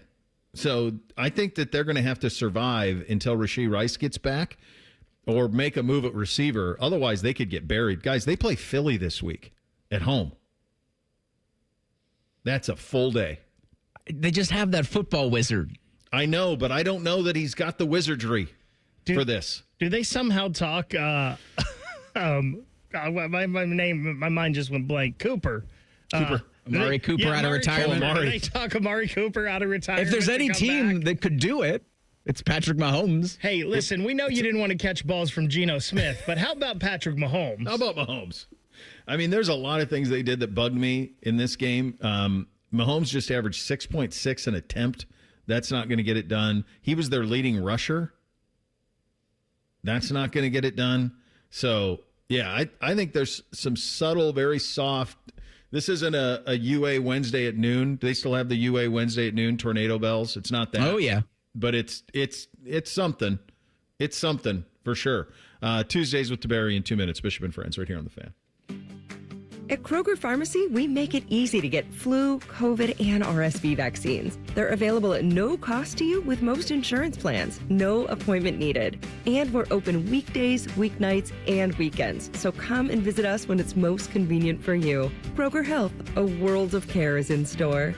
Vaccines subject to availability. No cost to you with most insurance plans. Check with your plan for eligibility. Restrictions and exclusions may apply. See site for details. 1-877 Cars for Kids. KARS Cars for Kids. 1-877 Cars for Kids. Donate your car today. Call 1-877 Cars for Kids to reach a friendly live agent. Donation's super easy, and your car can be picked up as soon as tomorrow. Call us now. 1-877 Cars for Kids. Donate your car today. Did you know you can donate real estate too? Would you enjoy watching a football game if the officials were paid a bonus for every flag they threw? Or a basketball game where the refs got paid for every foul they called? Okay, how about hiring a furnace and AC company that pays its technicians by the number of parts they can sell you? Hi, this is Dennis, president of Care Heating and Cooling, and today, this is how many companies operate. They call it performance pay, and it rewards technicians by paying them more for billing you more. Why is this bad? Because it abuses your trust in a technician to be treated fairly and honestly. At Care, we've been family-owned for 31 years and have always paid our technicians by the hour for repairs. We'll show you exactly what needs to be fixed and why, and give you our low upfront cost before we start. And unlike other companies, our technicians will never be rewarded for throwing more flags. Our Central Ohio-based staff is here for you 7 days a week. Care Heating and Cooling. Book an appointment online at careheatingandcooling.com or call us at 1-800-COOLING. When you need a company you can trust. Bishop and Friends is sponsored by Diamond Seller, your true jeweler for over 75 years. The Fan, Ohio sports destination. Bishop and Friends present Tuesdays with Tiberi. Sponsored by Dr. Mark Levy. If you're snoring and not sleeping, call Dr. Mark Levy today at 1-800-MORE-SLEEP. Let me ask you a question. Is your daughter, the lovely Kelsey Tiberi, turning you into a TikTok star? She wants to be a TikTok star. Well, and she's like using me in a way. I'm going, what You're are you doing? You're an easy target. Well, yeah, because I'm oblivious to the world around me. I said, hey, they got corn. You want corn? Next thing I know, she's videoing me trying to put corn in a bag. Was it good corn? Oh, man, it was that Silver Queen. You ever had that? No. What? Give me this. I don't know this. White. It's white corn. Silver Queen. Silver Queen. Where do I get that? I don't know. I got it. I just know that it's good. You've never heard of it? Silver Queen corn? Silver Queen corn? Oh, my gosh. It melts in your mouth. It's fabulous. You like corn on the cob? Who doesn't? Yeah. What am I, hard of liking corn on the cob? Oh, of course. Yeah. See if you can find any white corn. That's what you want. Silver Queen or I've never Silver heard King. Of that. Yeah. You want that. White corn. Wow. I'm telling you, once you do it, it'll blow your mind. It's fabulous. Gosh, that's incredible. What do you make corn? You know that now we're fall season. What did you make of these lows in the 40s? Man, I'll tell you what. I like it at night. You like? I got the windows open. My electric bill's not that bad. It was a hot summer. Hey, we built a new house and we put sod in. They put sod in. You know. Yeah. They did the sod. So it's really great to put sod in during a drought. Well, you have to put it in when did they put it in? In the middle of summer. Oh, for crying out loud. Yeah, and so I watered and some of it didn't make it. You need my guy Ramon. Who's that? He was my guy. I gave him to Mike. Yeah, that's the guy. You need Ramon. Ramon will take care of your grass. What does Ramon do? I'm going to send it to you. He's a grass guy. Okay. Yeah, well, right now I've got dead grass, so You got to water that, man. Well, I watered it, but it was even more. Well, I did. I thought I did. It was just, it's like yellow. It's dead. It's going to take off now. Weeds are growing.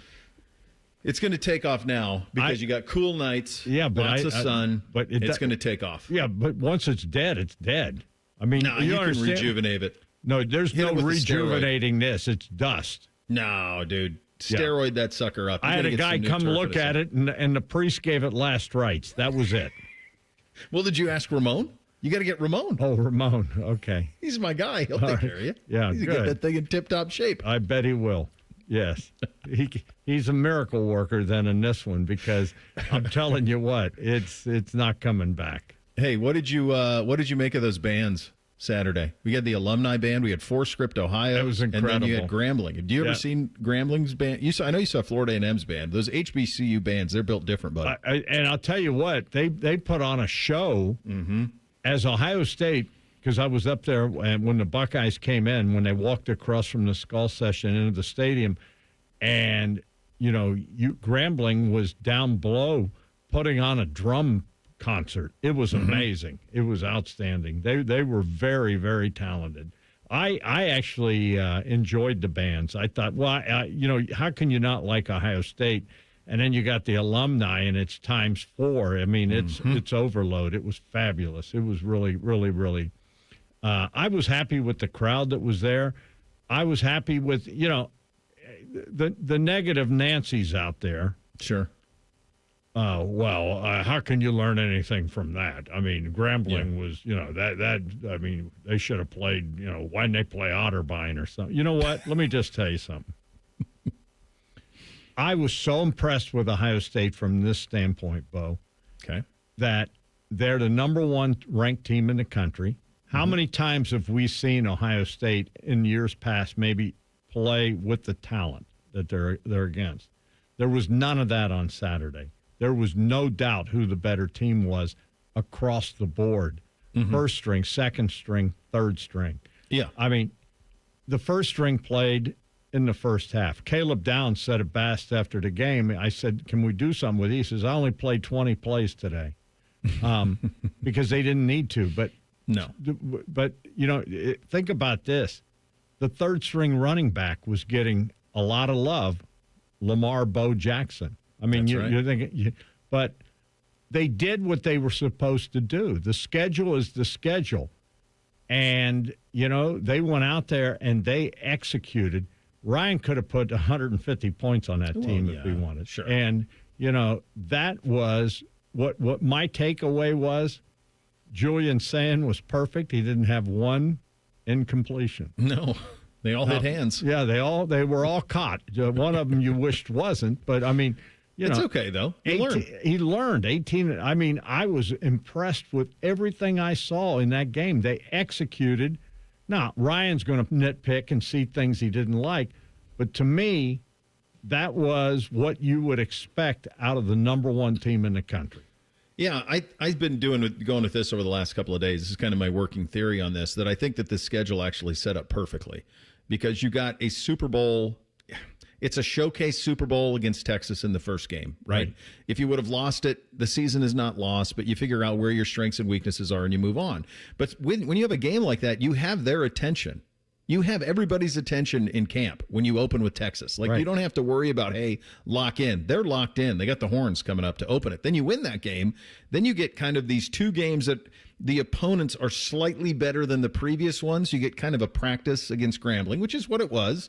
They played their hearts out, but the talent advantage was dramatic. This week, a little step up with Ohio. Now, you're still a massive favorite, but it's a step up. They just beat West Virginia last week. Everybody saw it. Then you get a bye. Then you get Washington. So in a way, and all of this kind of leads to Big Ten play and what I think is going to be a real test out there in Seattle. So I think in a way, this schedule sets up very nice for Ryan. I agree 1,000,000% with you. And, you're getting the bye coming, in my opinion, at the right time before a big game because we all know what it's like out there. OU's going to come in here. They're going to come in here with a chip on their shoulders. What I expect out of Ohio State, these guys are jacked that it's going to be a night game. When I talked to Caleb Downs about it, he just lit up. These guys are anxious to play a night game in the Horseshoe. I think they want to go out and prove something. I'm sure Ohio University is going to come in here and say, hey, this is our opportunity. Ohio State gets everyone's best shot, but they're really going to get this team's best shot because they're just an hour and a half away. And they're going to come in here and they're going to try to do something. They're feeling good about themselves. They were able to get a win over West Virginia. But I'm telling you, if Ohio State plays like they did against Grambling, which I expect them to go out and go about their business, it's not going to be close, in my opinion. Yeah, I don't think it will be either, but I think it's a fun one. I think it's a fun game. I think the night game part of it is a fun component. I know Ross, there's all these things they introduced this year. By the way, what did that do for you to see our buddy Coop ringing that bell? I loved it. I loved it. We had a camera up there with him. Nicole Sheeran did a great job. Good. Covering him. And you know how we both feel the same way about Coop. Coop modernized Ohio State football. And this guy, he's the greatest ambassador, and I just love him. He's my buddy, and he's been a mentor to me. We've been friends for a long, long time. Love golfing with him. I love our lunches we had, but they can't do enough to honor that guy. I love Coop. I'll tell you this: you ever fortunate enough to play golf with John Cooper? You're going to play the fastest round of your life. And you're going to have your best round. And your best. Because everything is good. That's good, boys. That's good, buddy. Thanks, Coop. Thanks, man. I'll take it. What'd you shoot? 67.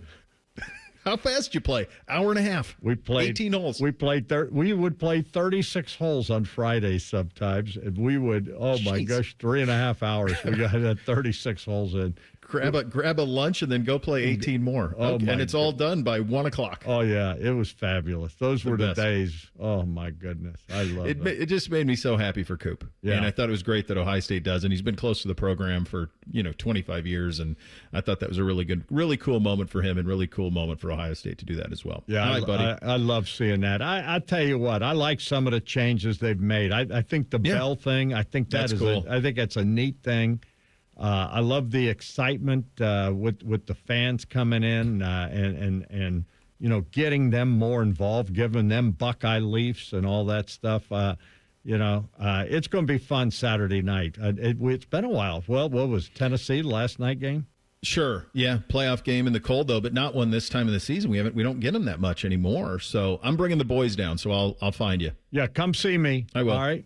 I'll see you guys. And See go you, get some Silver Queen corn. Do yourself a favor. All right. I wrote it down. I'll post you some stuff on Twitter so you can learn about it. That's all I need. More posts on Twitter directed at me. Thanks, buddy. Thank you, buddy. Little thing or not a thing up next. Bishop and Friends right here on The Fan. A lot of hosts have been on our airways in the past 30 years. Some good, some bad, some really bad. Anyway, sorry for that. The Fan. You've still got it, but your immune system weakens as you age, making it harder to fight flu, pneumococcal pneumonia, RSV, and COVID-19. Ask your doctor or pharmacist which vaccines you need. Sponsored by Pfizer. This just in. Hot off the bench press. Planet Fitness has expanded strength equipment. Save $28 or more when you join today. We're raising the bar with these benches. And our hack squat will have you actually looking forward to leg day. Plus, we're still repping all the best-in-class equipment we've always had. There's no better time to get stronger. So join Planet Fitness today and save. Just $1 down, $15 a month. Offer ends September 12th. See Home Club for details.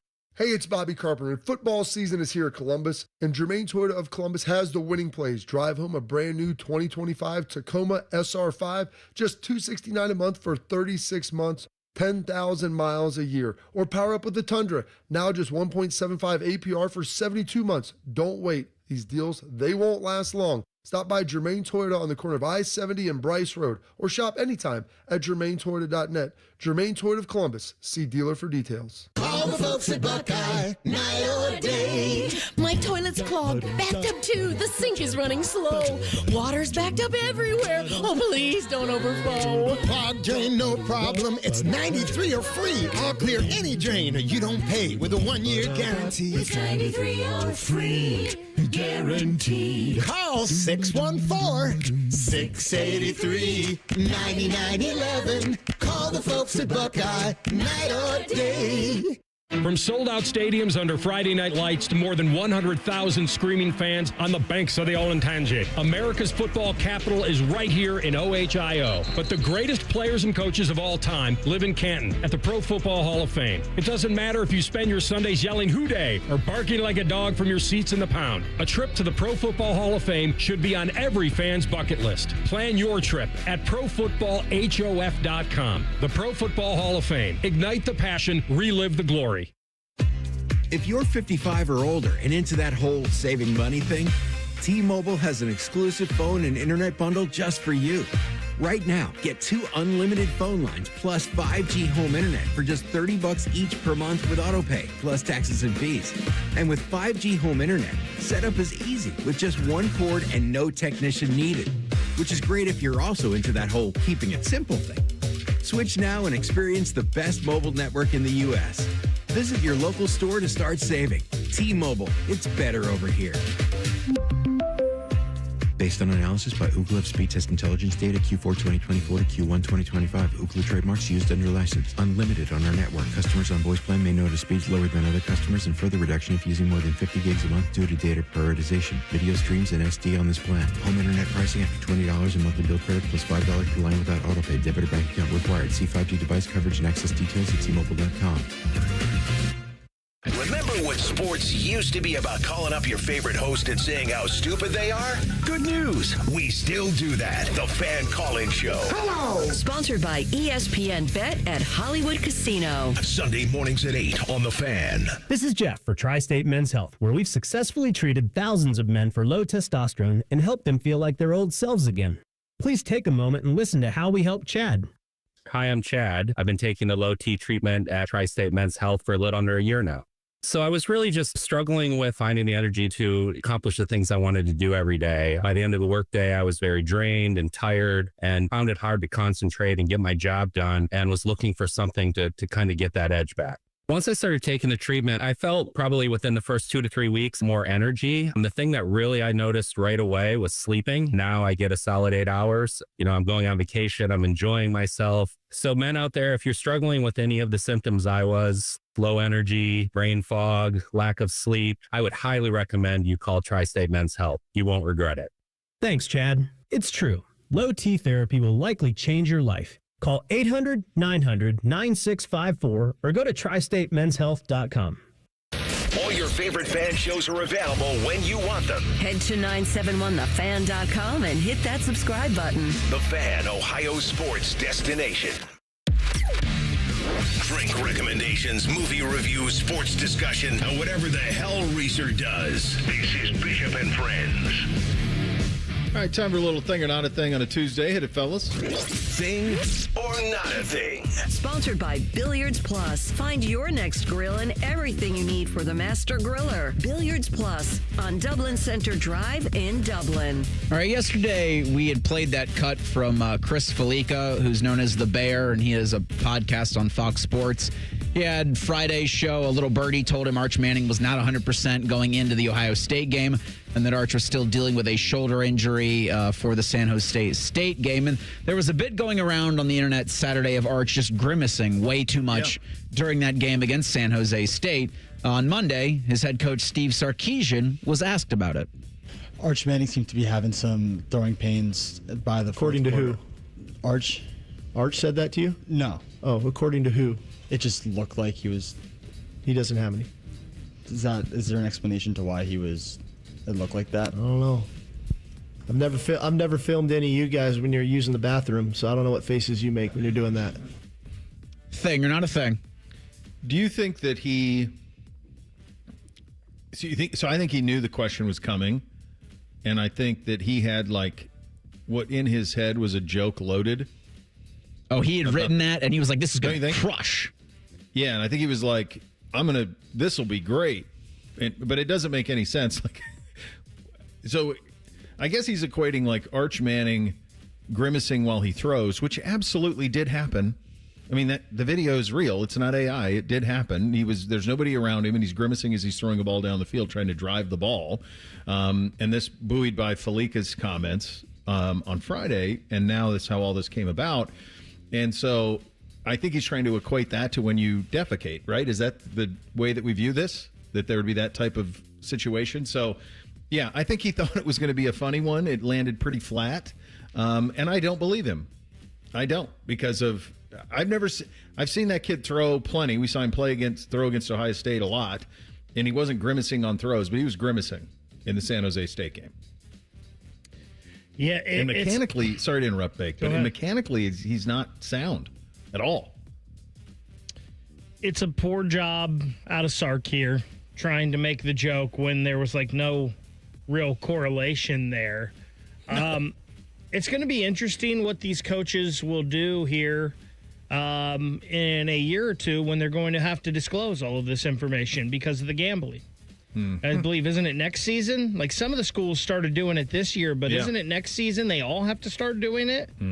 So it'll be interesting to maybe we could get a little bit of the real truth then if this was next year at this time, and Texas would have to disclose, hey, yeah, there's something going on here. It seems like there is something, and I don't think the Bear would put that out there if he didn't hear something that was pretty legit.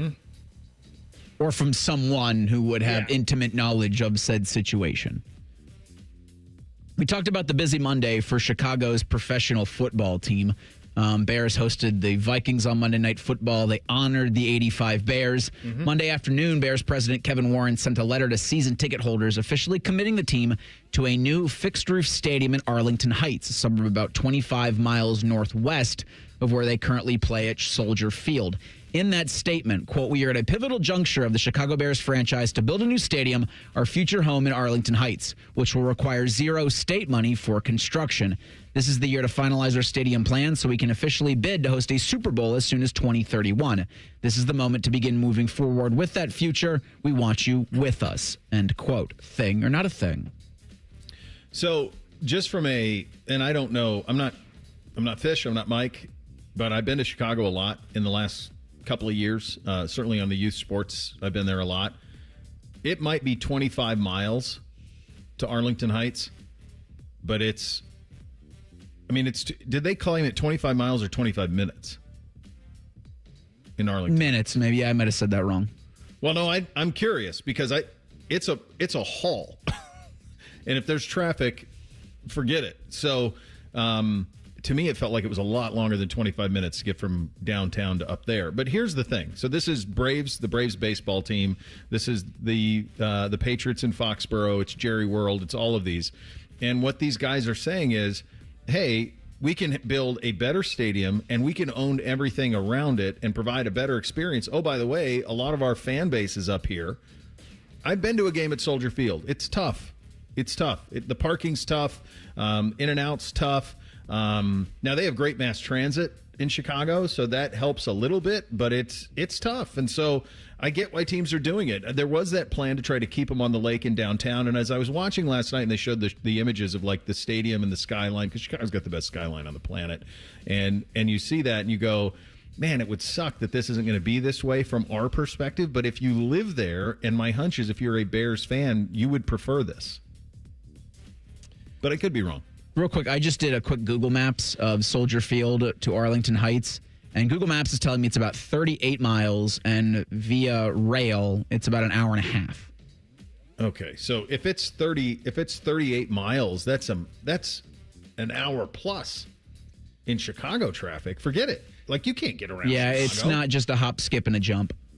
So I feel like I heard Mike talking about this before when this was first proposed, and I feel like I remember him saying 35, 40 minutes outside of the city to get there. If I remember correctly what he said, I feel like that's what it was. You're obviously going to have some people comparing this to what's going on with Cleveland, right, in the move to Brook Park. But I don't think Brook Park's that far, right, from the city. It's not far at all. I mean, I think maybe you have an issue here, but Chicago's a super big city, right? Like, I don't know what you would compare this to. Like, maybe if the Blue Jackets built a new stadium and it was in Delaware, and you'd be like, well, how do you call them the Columbus Blue Jackets? I think with all of this, and the last line there is we hope to have a Super Bowl by 2031. Mr. Warren, I think the Bears fans would rather to just be playing in the Super Bowl by 2031. Yeah, that's where those things cross over, right? Is like what an organization is. There's two parts of an organization. The one that's trying to make money and do all the Super Bowl stuff and all of that. Then football is trying to win games. So those things sometimes cross over. Go ahead, Reese. It's a bad job out of me. In Kevin Warren's statement, he says, the Bears draw fans from all over Illinois, and over 50% of our season ticket holders live within 25 miles of the Arlington Heights site. Okay, AR's on this. He's a Chicago native. It's the Bears fans on the south side that's the problem. Like, all the Bears on the south side of Chicago can't get up there. That's the issue. So, AR, thank you for that. That's a good piece of information that I didn't have. I think I have it. I've been to Arlington Heights. I know that's where we played youth lacrosse last summer. I know it. And so I know exactly where that is. So that's the issue, is getting those people up there. But these guys, they're not caring about that. They're not. They're caring about owning the land around it and creating Bears land. And yeah, I mean, AR would know, Mike, Fish, they would know like the kind of how all of that shook out and if it makes sense or not. It's out of my depth to do so. But I remember when the Braves did it and people were like, well, wait a second. Turner Field was brand new. They built that for the Olympics in 96 and it's new. Like, why would you move out of that? And the Braves said, because all of our people are up there and it's worked for them. I mean, they didn't have a great home field. Now they do. That flipped with the move because folks didn't want to go downtown, the people who have the money in those northern suburbs of Atlanta. So maybe that's the same thing that's happening here. I'm not exactly sure. But I think it's a little bit of a hike. If it's 20, you said their fans are 25 minutes? So he says that 50% of their season ticket holders live within a 25-mile radius. 25 miles. In Chicago, all that matters is minutes.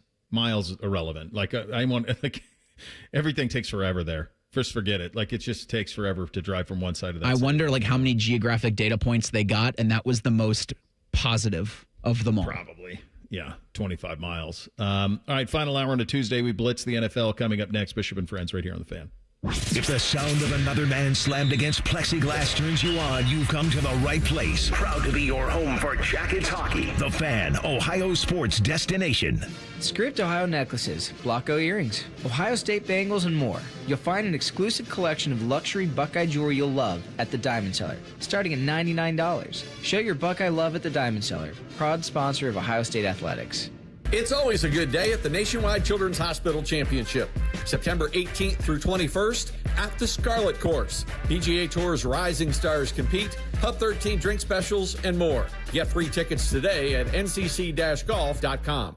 Is there anything better than a college football Saturday? Not if you're at the ESPN Bet Sportsbook at Hollywood Casino Columbus. Join the fan for watch parties for the games this season. Oh, you got to check out the display case of amazing autographed prizes you can win. It's beautiful. 2 massive TV walls to watch the national champs. Watch and place wagers with over 30 kiosks. Contests, prizes, and live shows. Must be 21 or older to enter. Gambling problem? Call 1-800-GAMBLER. It's been over 2 years since Bobby Carpenter had regenerative treatments at QC Kinetics. He needed relief from knee pain, but he wanted to avoid surgery. I thought I might have to have my knee scoped, had some injuries, some lingering pain from stuff that I had been dealing with from years of playing professional football, and things had kind of flared up again. I started talking to a friend of mine who's orthopedic, and he was like, well, try to avoid surgery if you can. And you absolutely can avoid surgery. QC Kinetics provides patients with state-of-the-art regenerative treatments, orthobiologics from your own body that help heal and restore damaged, aching joints. And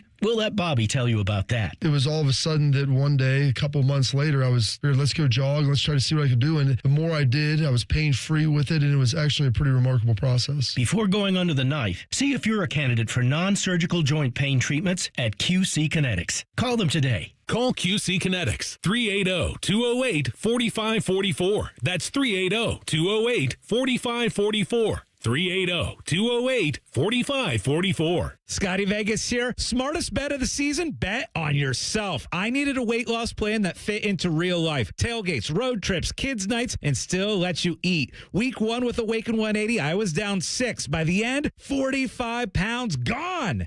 That's with wings, chili, meatballs, sausages, all the good stuff. It's the Tailgate transformation. Structure, coaching, and food that tastes like a win. Make the smart play. Start your Tailgate transformation at awaken180weightloss.com.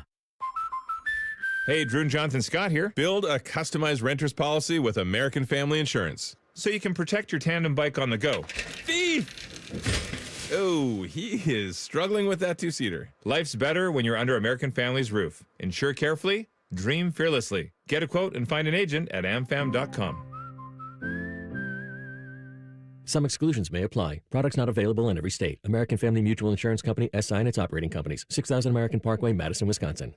My house has a new glow. I love my windows. Universal Windows Direct. Common Man here. Buy 2 windows, get 2 free, and no interest for 3 whole years. Restrictions apply.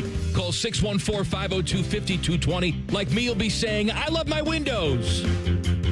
I love my windows. They've got that brand new home effect. Universal Windows Direct. Bobcat Enterprises says thank you for your support as they celebrate 50 years of serving the construction industry. Established in 1975 in Cincinnati, Bobcat Enterprises has expanded to 9 stores to meet you where you are in Ohio, Kentucky, and Indiana. Find equipment for any construction project, including compact track loaders and excavators. Plus, Bobcat Enterprises rents compact equipment and attachments. Find current specials and locations at bobcatent.com or follow Bobcat Enterprises Inc. on Facebook. Bobcat Enterprises, 50 years working for you. Save big money on new appliances when you shop at Menards. We have the largest in-stock appliance selection from great brands at the best prices. Ready to take home today. Whether it's wanting new laundry appliances or it's needed upgrades for the kitchen, you'll be sure to find appliances that'll make your life easier. Visit the largest in-store appliance selection today. Plus, check out Menards.com to view all of our great deals happening this week.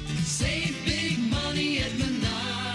Hi, I'm Rick Germain for Toyota West. And with over 600 new and pre-owned vehicles available, Toyota West at I-270 and Georgesville Road has the car you're looking for. And right now at Toyota West, take advantage of 0 down and 0 payments until 2026. And every pre-owned vehicle comes with a 72-hour exchange policy plus a 3-month warranty for qualified vehicles. Come see us at the Germain Auto Mall on Georgesville Road or get started today at ToyotaWest.com. Offer expires 9/30. No payments for deferred payment. Interest accrues at time of inception with approved credit. Broadcasting from the Lindsay Honda Studios. Honda makes the cars. Lindsay makes the difference. Visit lindsayhonda.com. WBNS-FM, HD1 Columbus. Good morning. I'm Eric Reeser. Number 1 Ohio State's a 31.5-point favorite this Saturday, hosting Ohio University. It'll be a 7 p.m. kick at the shoe in a game you'll need Peacock to see, but you can hear it on the Fan with pregame coverage Saturday at noon. Ohio State's head coach Ryan Day will give his weekly press conference today at noon. We'll carry those comments live on the Fan when he hits the podium. In the NFL last night, the Vikings beat the Bears 27-24 in Chicago. On Monday, the Bears informed season ticket holders the team will be moving to Arlington Heights with an eye to host the Super Bowl, their new domed stadium in 2031. Week 2 in the league begins Thursday. The Commanders will host the Packers. In baseball, the Guardians aren't dead yet. Cleveland's won 4 straight, is only 2.5 back of the wild card. Guardians host the Royals tonight at 6:40 with 18 games left in the regular season. This update is sponsored by Germain Toyota, the best selection of new and used cars in Central Ohio. View their full selection of vehicles online at germaintoyota.net. The friends are the guests and listeners. Reeser and Baker just work here. Back to work. Back to work. Everybody. Work, work, work, work, work, work. You're listening to Bishop and Friends. All right, final hour here on a Tuesday. Time to blitz the NFL. Hit it, fellas. Bishop and Friends present NFL Blitz. Sponsored by Monogram Homes. Go custom. Go Monogram. Visit monogramhomes.net to start building. All right, I believe they had that as we put week 1 into perspective. What did you have, Bake? I had that Emeka Egbuka was can't miss. Yeah. And, I mean, he went out and lived up to all of the preseason hype that his own team was putting on him by not only scoring 1 touchdown, but scoring 2, and that second one being the game winner. I've heard a lot of people, and this isn't necessarily wrong, say, oh, man, Emeka just went to the perfect spot, the right spot. And listen, Tampa was good. You could have put Emeka on any one of the 32 teams in the NFL, and it was the right spot.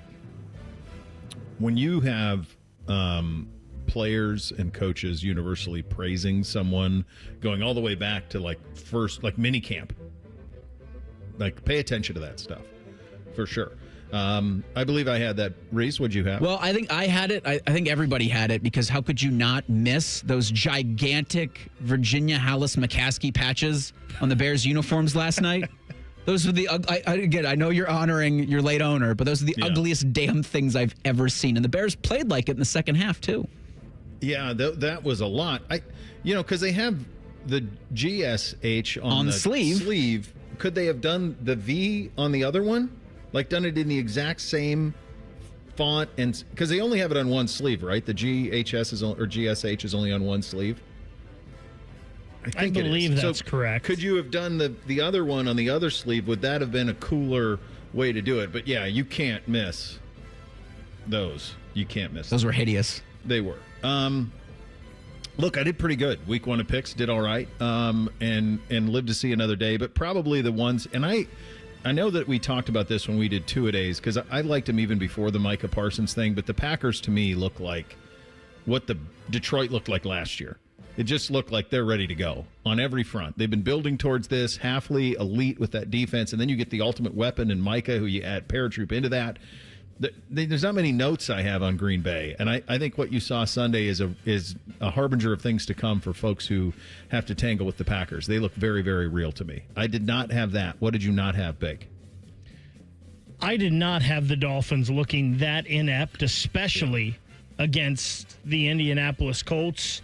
I mean, maybe we just talked about how bad the New York Giants are. Mm-hmm. Maybe that is the Daniel Jones that we're going to get moving forward, as I believe T-Bone and Tyvis dubbed him Indiana Jones. But, I mean, he looked like a Hall of Fame quarterback, and I don't think that was all him. I think that was a lot of the Dolphins, and Tua looked bad. He was a turnover machine the other day, and, man, that just doesn't look right in Miami through week 1. Yeah, I was similarly in the camp of that Indianapolis Colts team's not that good, are they? But the Dolphins gutted their secondary, and we're doing Indiana Jones. Is that? I like that. That's fine. He tore them apart. Yeah, I think we're all kind of centered on this. It's the most shocking result of the weekend. Not that Indy won. I mean, it was conceivable to find a way that Indy would win, although I picked Miami to win, but rather the way with which they did it. I mean, this was never close. Indy scored on every single possession of this game. It's the first time it's ever happened. The Dolphins look completely lost, completely. And It feels like they had a window with Tyreek and Waddle and weapons, and it's gone. It just seems completely gone to me. So the other one I would say was Kansas City looked really poor. Really, really poor. I mentioned them earlier in the show. Player who impressed, Bake, who do you got? God, this is so gross. But it was Aaron Rodgers. I mean, we said that there was probably, even though Aaron isn't the Aaron that he was, they would probably be getting better quarterback play from him than they got last year. And if they can get that, 22 of 30, 244 yards, 4 touchdowns. He used DK. He talked about this tight end room being the most talented of his career. He used those tight ends. I've said this a lot, I feel like, the past couple of days, but that just looked right. Mm-hmm. Yeah, it did. I think Matt Prater was on his couch this time last week.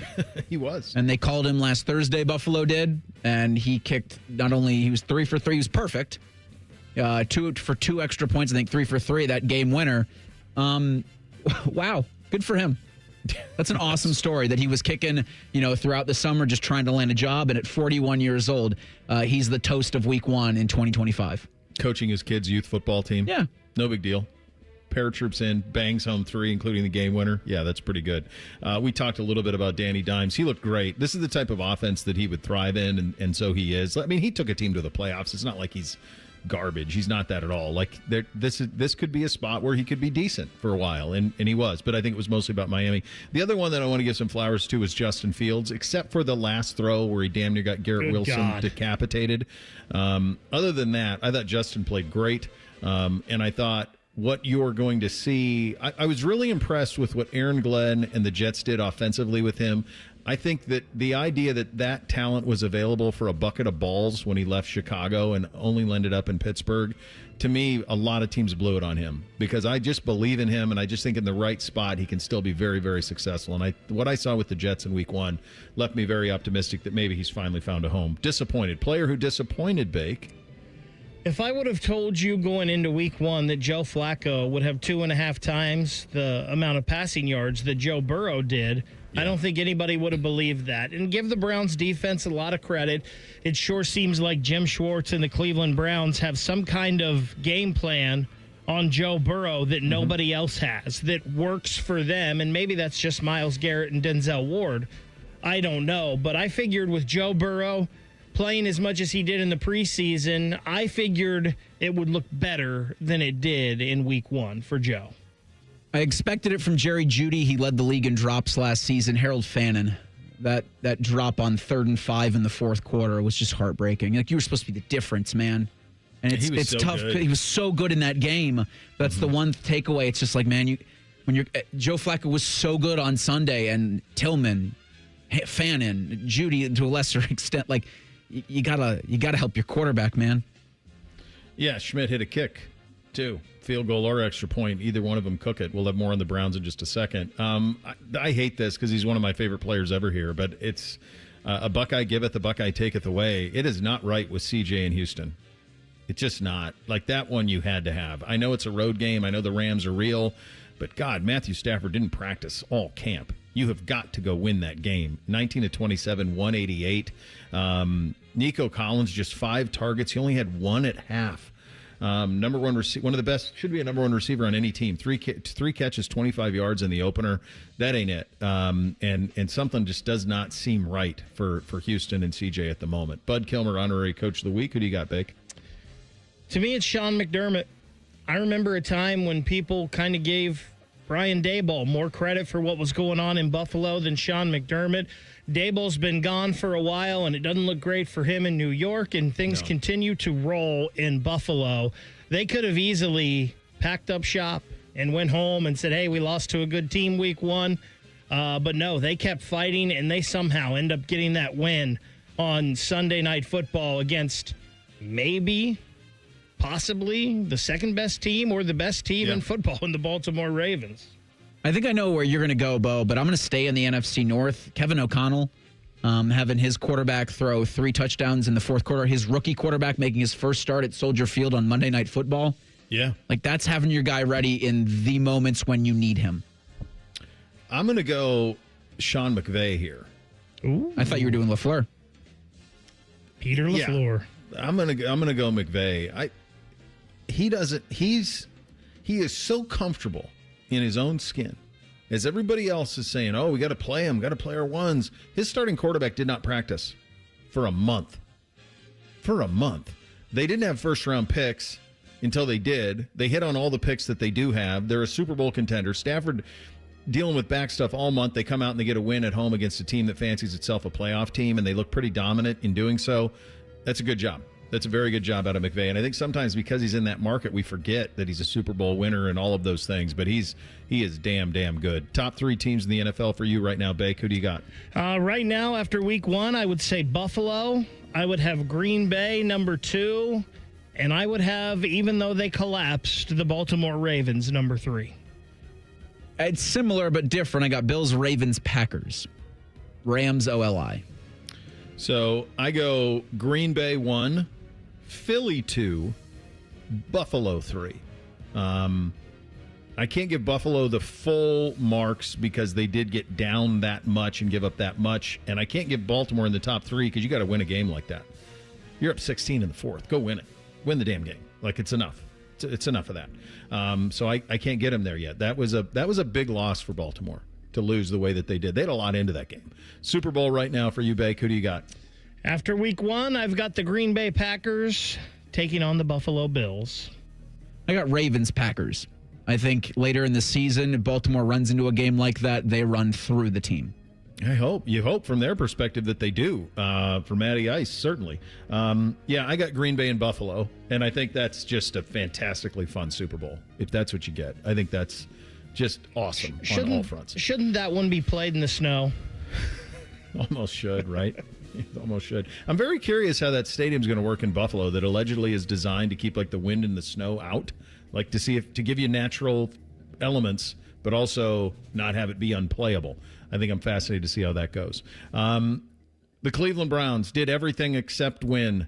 How do you rebound from it? How do you make sure this isn't who you are? We'll get into it coming up next. Bishop and Friends right here on The Fan. Head to 971thefan.com to listen on demand and subscribe to all our podcasts. Wasting time has never been easier. The Fan, Ohio sports destination. The season may be winding down, but there's still time to make the most of Buckeye Lake.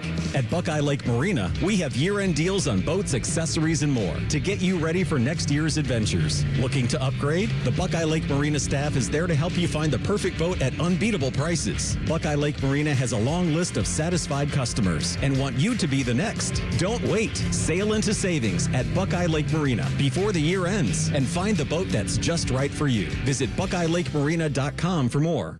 From sold-out stadiums under Friday night lights to more than 100,000 screaming fans on the banks of the Olentangy, America's football capital is right here in OHIO. But the greatest players and coaches of all time live in Canton at the Pro Football Hall of Fame. It doesn't matter if you spend your Sundays yelling "Hoo Day" or barking like a dog from your seats in the pound. A trip to the Pro Football Hall of Fame should be on every fan's bucket list. Plan your trip at ProFootballHof.com. The Pro Football Hall of Fame. Ignite the passion, relive the glory. Joining us on this episode are real Spectrum customers, Monique and Greg. We hear your family is a big fan of Spectrum. Family of 4, we have about 18 devices last time I counted. 2 teams require a lot of speed.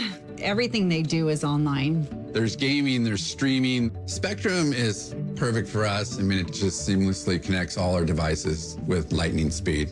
Sounds like Spectrum is really committed to keeping you connected. It's amazing. If you're 55 or older and into that whole saving money thing, T-Mobile has an exclusive phone and internet bundle just for you. Right now, get 2 unlimited phone lines plus 5G home internet for just $30 each per month with autopay, plus taxes and fees. And with 5G home internet, setup is easy with just 1 cord and no technician needed, which is great if you're also into that whole keeping it simple thing. Switch now and experience the best mobile network in the U.S. Visit your local store to start saving. T-Mobile, it's better over here. Based on analysis by Ookla of speed test intelligence data Q4 2024 to Q1 2025. Ookla trademarks used under license. Unlimited on our network. Customers on voice plan may notice speeds lower than other customers and further reduction if using more than 50 gigs a month due to data prioritization. Video streams and SD on this plan. Home internet pricing after $20 in monthly bill credit plus $5 per line without autopay. Debit or bank account required. See 5G device coverage and access details at T-Mobile.com.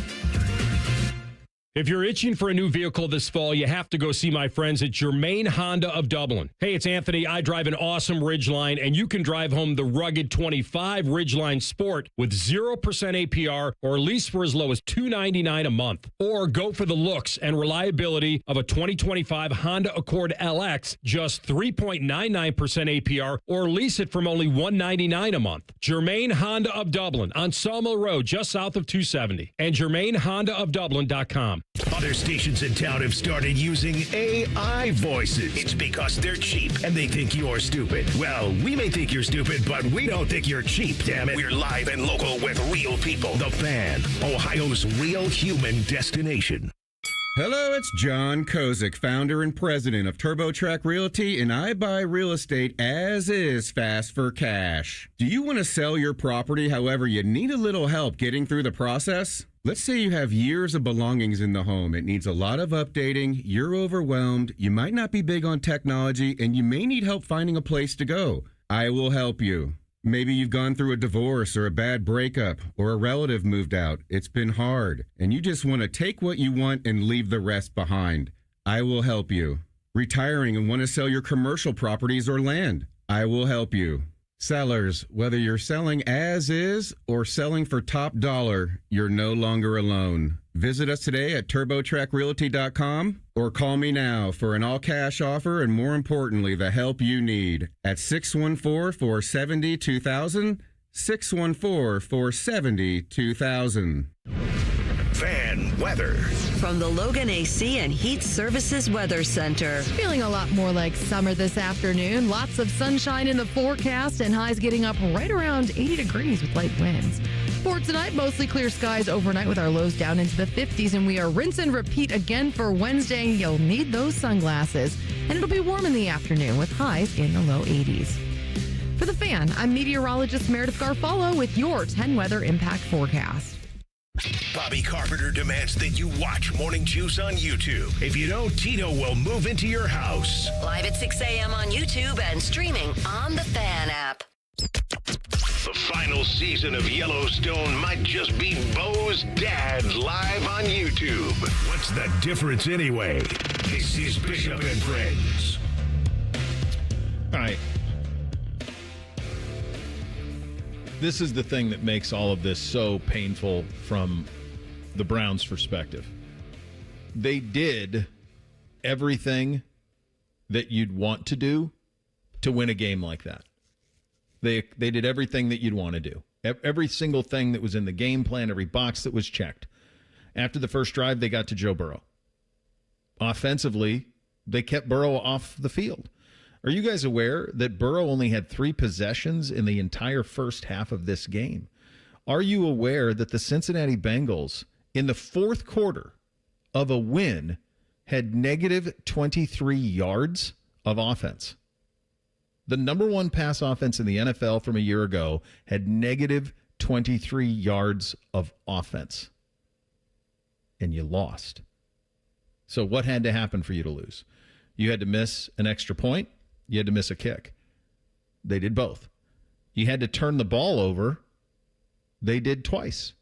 2 turnovers that hit receivers in the hands and somehow flipped into Bengals corners. Like this, if I tasked you with doing that right now, if it took either one of you and I took a football and I threw it at you and I said, all right, I want you to get both hands on it, not catch it, but somehow deflect it upwards into the air so that the other one of you can catch it. You couldn't.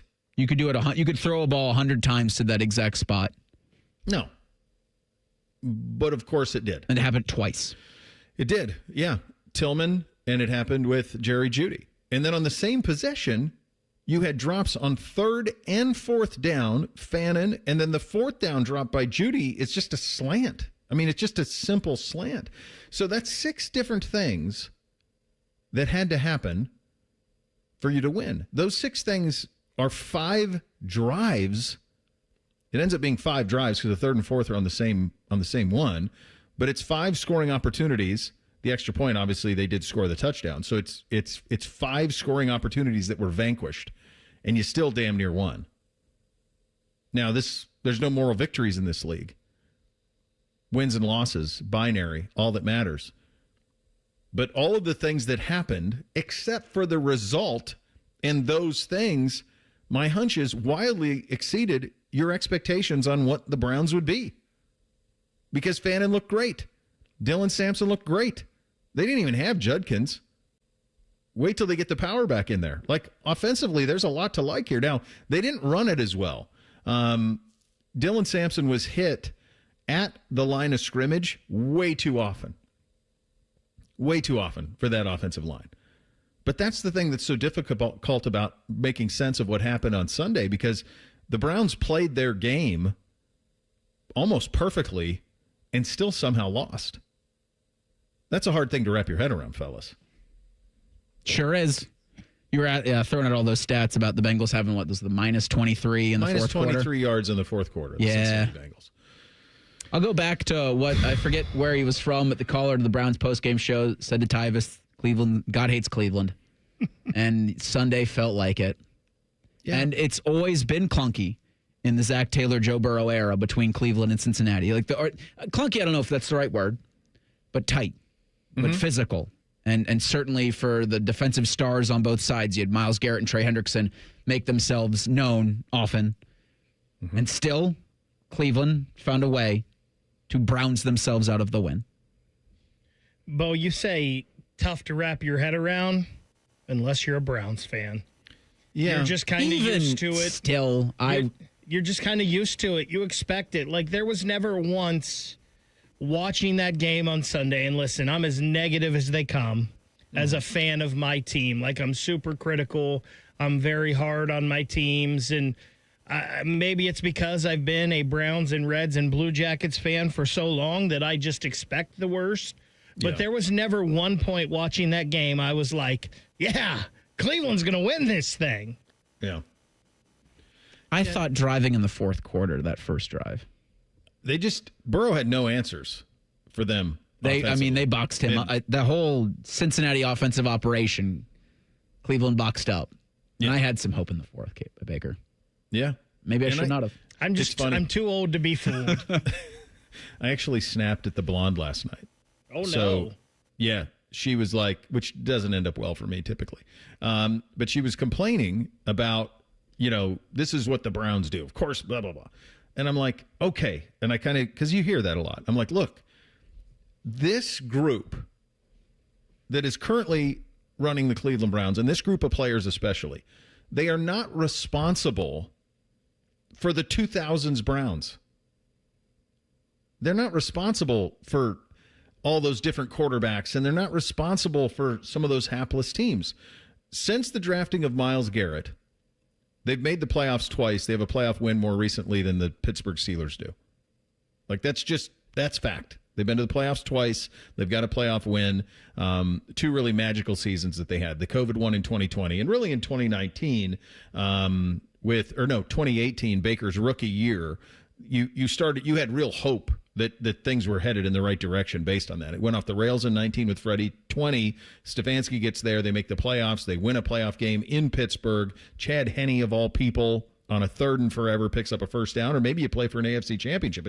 It's kind of that close of a thing. And then 21 goes off the rails. Then you have the situation, and I think this is the part of it, is that, and this is where they're at now, is they're trying to dig out of the Watson thing. Because they thought they had a moment. We've been over it 1,000 times, that they thought they had a moment to acquire a top 5 quarterback in the league. Now, he wasn't that, but that's kind of what the remnants are for this team this season. Like, this is what I was telling her. I'm like, honey, you've got Myles Garrett is walking into Canton on the first ballot. Denzel Ward is the best cover. Like, these are not teams of Cody Kessler and Deshaun Kaiser. That's not what this is. But the problem, I think, for them this year is I don't know what they are exactly. Because the game script that they played on Sunday, that's the game script for them to be successful. Yeah, you copy and paste that to the Baltimore game Sunday, to the Packers game in 2 weeks. And you're right about this team is not and should not have to carry the burden of Browns teams of yesteryear. But Browns fans carry such a burden their entire lives. Of teams of yesteryear and things this past Sunday coming back to be like, oh, yep, same old. Even though it's not, you still as a fan can't get that out of your psyche because to Baker's point, you just got so many years of it. Yeah.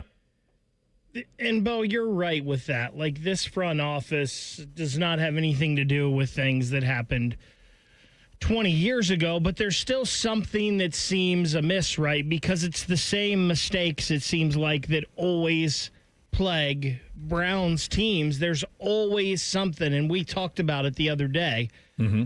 A Browns guy dives for a ball, basically looks like he's batting it right to the defender. A Steelers guy, the ball goes off of his hand, bounces off his teammate, right back into his gut as he's falling on the ground. It just seems like there's certain things that happen. I guess in sports, a lot of times you make your own luck by doing things the correct way, being in the right positions, having the right people, this and that, and it's all seems to be there for the Browns. And I think it makes it even worse for Browns fans, whether it was going to work or not, when you see Baker Mayfield throwing a game-winning touchdown and Baker Mayfield being a quarterback that is in the top half of quarterbacks in the league, and you're trotting out 40-year-old Joe Flacco. As good as he's playing for 40-year-old Joe Flacco, that's what you're trotting out, and you have no future at the position. That's why I had that reaction yesterday. Baker sent us the new Browns futility jersey with their kickers, and I'm like, this guy needs a hobby. Yeah, like it's the same joke that you already been done with the quarterbacks thing. I don't need to know about Browns kicking futility and Browns kicking woes since Phil Dawson. Like, throw that thing in the lake. Yeah, and it's a factor of narrative too, because you bring up Baker, and there's a narrative that, well, they really blew it with Baker. The Baker, I believe, I know Baker. I'm telling you, like, what happened with him at the end, you were never going to get this Baker in Cleveland, and you weren't going to get it in Carolina either. Remember, they cut him. Remember, the Rams could have kept him. I mean, they could have kept him as their future behind Stafford, or moved off of Stafford after last year. They could have done it. They could have kept him, and they didn't. When he went to Tampa, it was for a bucket of balls, and he was competing with Kyle Trask. So credit him for flipping himself and getting himself right, because he did. He did all those things, and he got right. And he was a top 12 quarterback in the league in 2020.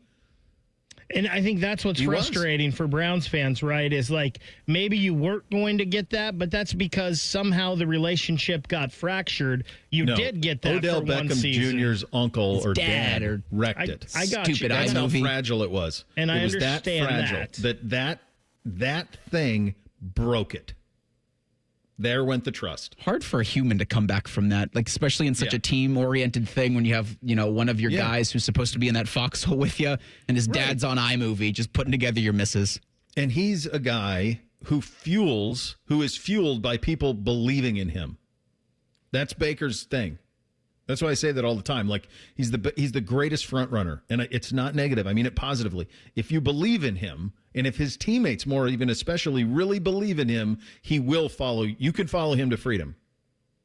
That, because his ceiling is there. The two things that I think were very concerning from a Browns perspective, because you said same old, there are two things that are same old. Number one, last year the Browns led the NFL in drops. So here we are again. And you didn't add to your receiver core. No. Well, Bond, you're going to like him as it goes along. But you're right. In the draft, traditionally, they did not. So drops. And then the second thing is special teams. I mean, Dustin Hopkins could not make a kick last year. So they have this kicker competition, and Andre Schmidt missed kicks. He made 93% of his kicks in the offseason program and somehow missed kicks when it matters. That's tough. That's really tough. So those two things come back to haunt you, and those are things that dogged you last year. That's the thing that's probably very disconcerting for Kevin Stefanski. Let's hear from him quickly. Let's go with the one on if he'll make a change at kicker. We trust our guys. We get to watch our guys work. We get to watch them all off season, all training camp, preseason, practices, games, all those things. So we trust our guys to come through for us. And I know a lot of credit and blame gets doled out after wins and losses, but this is a team game, and we'll own this one together as a loss. It's always tough because when you're kicker, you have one job. That's always the tough spot. So we'll see if anything happens on that. And it's this. What we're going to do next is talk about the Bengals. And what's interesting is how sports are binary. Can you imagine if the extra point or field goal would have went in and all the Bengals had into that opener went that way. You'll hear from Zach Taylor on that in 2 minutes. Bishop and Friends right here on The Fan. This is Ryan Krieger, and at Krieger Ford, we know life's busy. Let us handle your car care. Enjoy our convenient pickup and delivery service, or have our technicians come to you with our mobile service van. It's fast, easy, and hassle-free. Schedule your appointment today, only at KriegerFord.com. Delaware County Veterans Services is ready to help you access VA benefits, emergency financial assistance, dental and medical grants, transportation, and more. Give Delaware County Veterans Services a call, 740-833-2010 to schedule an appointment. What's better than cheering the Buckeyes on to victory? Wearing our exclusive collection of OSU jewelry as you watch. Hi, this is Alex Johnson from the Diamond Cellar. We're an officially licensed jeweler of The Ohio State University, and we've created beautiful Buckeye jewelry that will last a lifetime.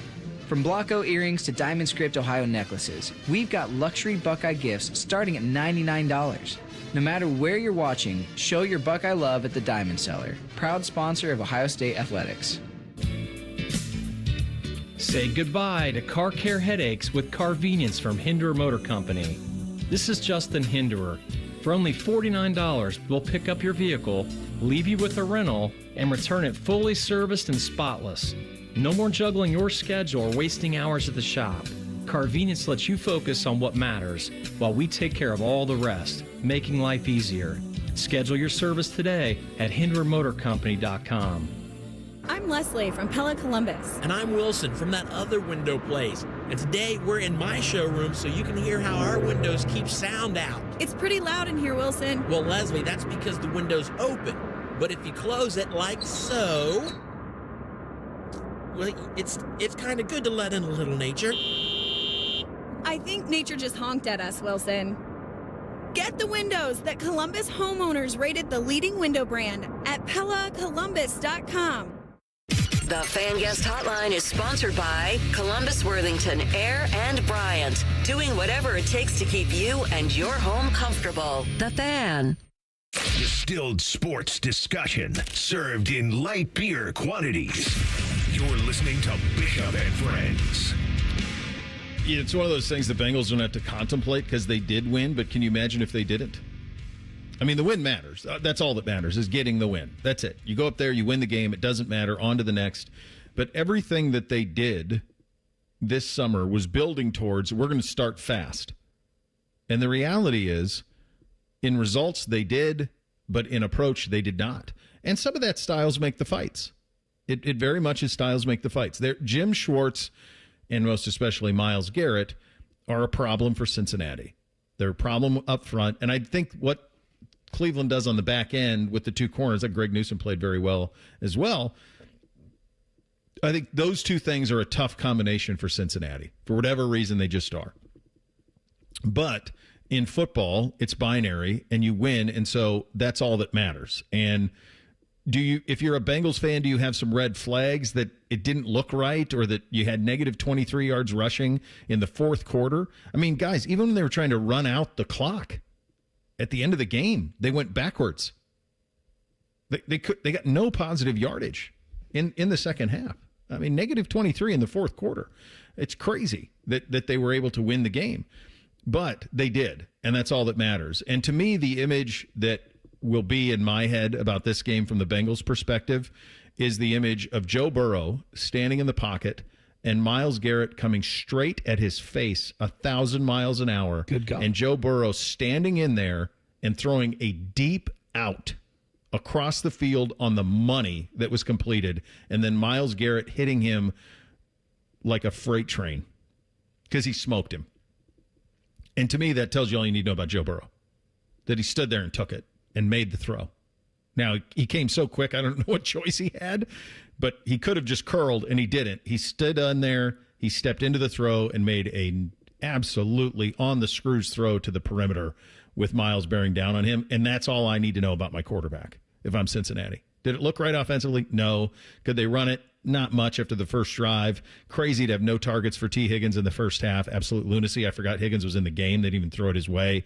All of those things will come along, but because you have that guy and because you got the result, that's all that matters. And to me, that'll be the image of Cincinnati from the opener. Yeah, I mean, you still have Mahomes. right? Still the football wizard. But outside of that, I do think Burrow's the ultimate equalizer. Jeez. You know, you can have deficiencies with your head coach in terms of being able to call ball. You can have deficiencies in your secondary. You can have a defensive front that, still needs some work despite having the Trey Hendrickson. But then there's Joe Burrow. And you can do so much more than other teams when you have that kind of a leader. And just to the defense, like they call them takeaways.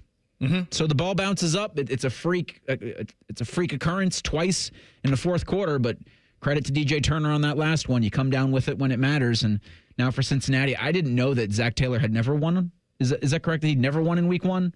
Or was he 1-4? He was 1-11. I think he won once in week 1. He was going into the game. He's 1-11 in weeks 1 and 2. And so you're able to get you're just able to scrub all of that with one win by 1 point, and you feel great going through the rest of the season because it's not something that you have to hear about anymore. Because for the last 7 months, that's what you heard about when you made those financial commitments to those offensive players, and you gave Hendrickson his raise. Like, well, you got to win in week 1, and you build off it from there. And the best part is that 1-11 stat you don't have to hear about this week. Going into a game that you desperately need to win against a Jacksonville team that you are better than, and then the schedule ramps up quickly. So the Bengals, maybe more than anybody in the NFL, needed to go 2-0 to start the season, and now they have the chance to do that. Yeah, and it doesn't matter how they did it. It just doesn't matter. Any week of the season, you win. Grab the metric, on to the next. And it was critical for them that I said this all last week. There's no doubt the Cincinnati Bengals looked at the first 2 weeks and said, well, we're going to be 2-0. Like, we're putting that hay in the barn. We're going to be 2-0 going into that. We are not falling behind. We're not chasing this thing again. And now they're set up to be able to do it. Here was Zach yesterday on just that, getting the win in week 1. Found ways to win week 1. I think that's the critical piece of it. There were some good things on both sides of the ball in different areas of the game. Overall, the consistency throughout all 4 quarters wasn't there on each side, but proud of the way we finished +2 in the turnover battle and got the win. And ultimately, that was our number 1 goal going into the game. Joe weighed in on this as well, and one of you guys said it earlier I think it was you, Reese, that this is the type of games the Bengals lost last year. They didn't on Sunday. Here's Joe on that. Yeah, I mean, we found a way to win.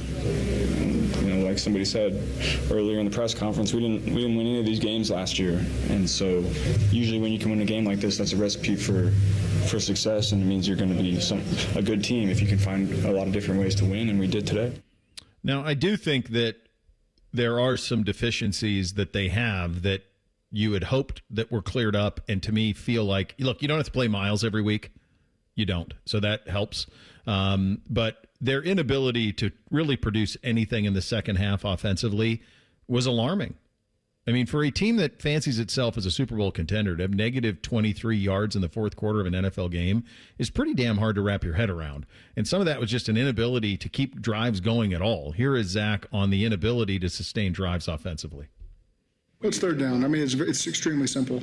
I think the first half we had 23 first and second down plays outside of third down on 3 possessions. In the second half, we had 12 first and second downs because of our lack of third down conversion. So it's as simple as we got to convert a 3rd and 2, we got to convert a 3rd and 4, we got to convert a 3rd and 1 to be able to, get into a rhythm where we've got that first down, and now we got more normal down plays to keep them off guard. When you're just 3 and out because you're not converting third downs, they're just teeing off, and they've got other momentum. And we just needed to convert on 1 to give ourselves some rhythm, momentum. Weren't able to do that. That happens sometimes. We don't want it to happen, but those are easy things for us to be better at moving forward. I don't know. Is there anything in the NFL that's easy? No. Like, he's like, third down's easy. Excuse me? Yeah. So I just pulled up, like, the team stats from Sunday. Oh, don't do that, Browns fans. Yeah, it's not going to be good for you. There's not a single metric. I mean, there's 30 stats here. There's not a single metric that the Bengals beat the Browns, with 2 exceptions: the final score and turnovers. Everything else. They had the same amount of penalties. Browns had a little bit more yardage. Same in the red zone. Browns better on third down. Way more yardage. Way more. I mean, the plays were 71-49. The total yards were 327 to 141. Yards per play, 2.9 to 4.6. Like, it's not close. It's not close. Except for they didn't turn the ball over. They hit their kicks. And they won the damn game. And if you're Zach, that's all that matters.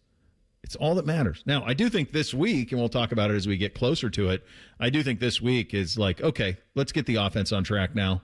Like a little bit like probably the Texas approach to the Ohio State game, or the Ohio State approach to the Texas game. Get the win. Okay, now let's fix this, because we've got to be better offensively than we were up in Cleveland. But it's a hell of a lot easier to fix things with a win than it is with a loss. And so for Cincinnati, going into week one, that's really all that mattered, was win the game. And they did, and they'll get the rest of the stuff fixed, because you got a guy at quarterback who stood in there with the most fearsome pass rusher in the league barreling in, and he stepped into it and made a throw. And so you trust that, and you trust what they're going to be going forward. You can trust that three things are coming up next. Bishop and Friends right here on The Fan. Are you looking to hire? ZipRecruiter finds the best candidate for your job fast. Try ZipRecruiter for free at ZipRecruiter.com/free. ZipRecruiter.com/free. The Daily Ryan Day Show is brought to you locally by your Central Ohio Toyota dealers and by Hyde Park Prime Steakhouse on The Fan, Ohio's sports destination. This is a Daily Show with Coach Ryan Day, brought to you by Safe Flat Auto Glass. You get a game like the Grambling game where the offense starts going well early. How does that kind of open up and affect your play calling as it goes on? Well, we wanted to be aggressive early. We wanted to get a fast start. We wanted to be explosive. We wanted to play with tempo. And so we did those things and then kept, trying to put Julian in as many situations as we can, throwing the ball down the field underneath in some of the, RPO game, relief game, and then obviously in the red zone. So it was good to just, put more on his plate. Certainly, obviously, the challenges are going to be harder and harder moving forward. But it was good to see us clicking on all cylinders early on, regardless of the opponent. Okay, we'll have another comment in just a moment.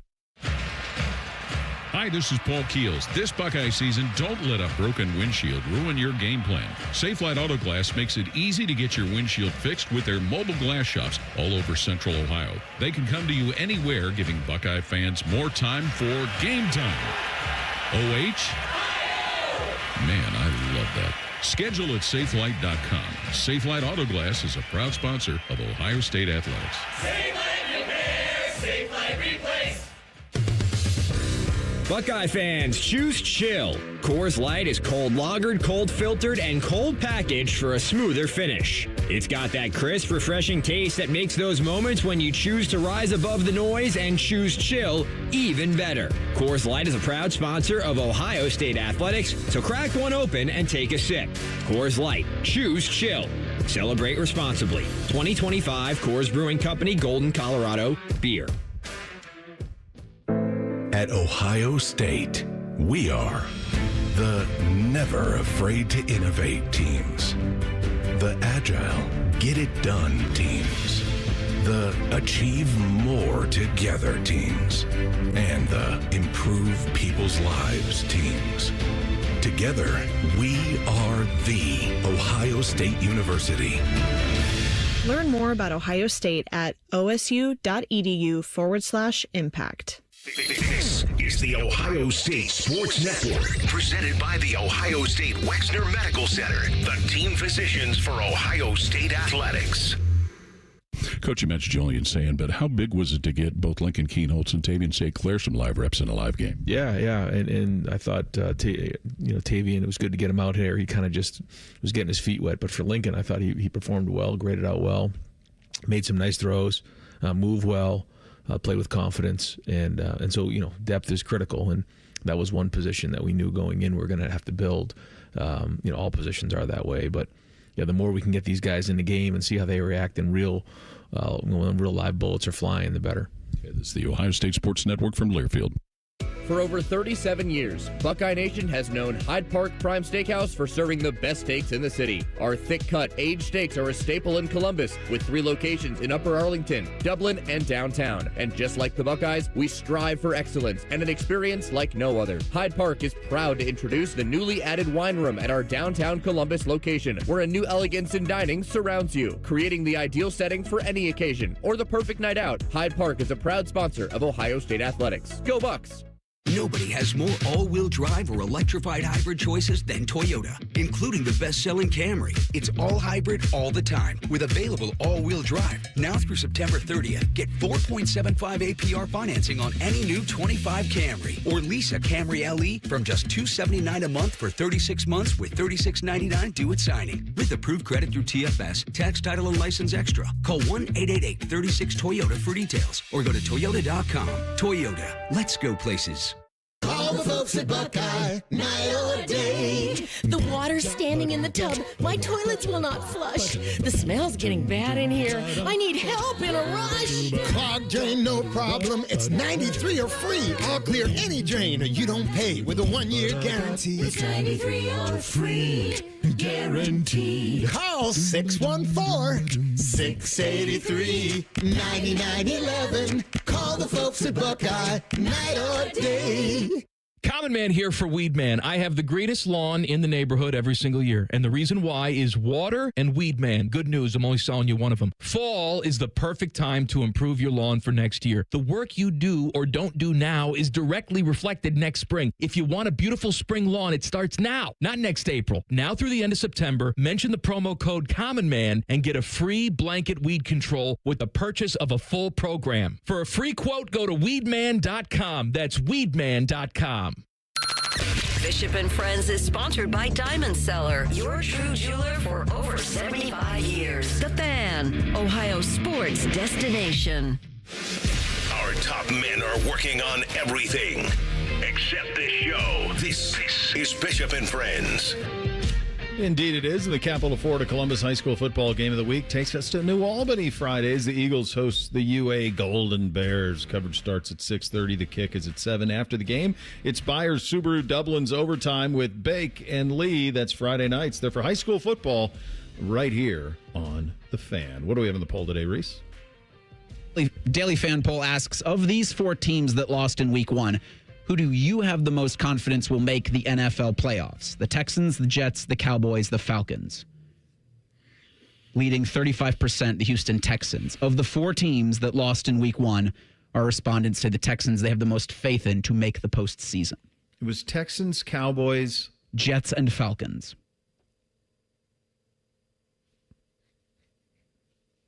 Man, it bothered me how Houston looked. I'm really tempting to put Atlanta. It's a shame they didn't win. It was there. It's definitely there to win. I don't see the Jets in the AFC, and Dallas is. So when we did our picks, I had both the Texans and the Falcons making the playoffs, but I do think the right choice here is the Texans, just because their path to a division championship, I think, is the easiest. I'll be interested to see how Jacksonville plays in Cincinnati this week. Lawrence wasn't wildly efficient in the game, which I don't understand.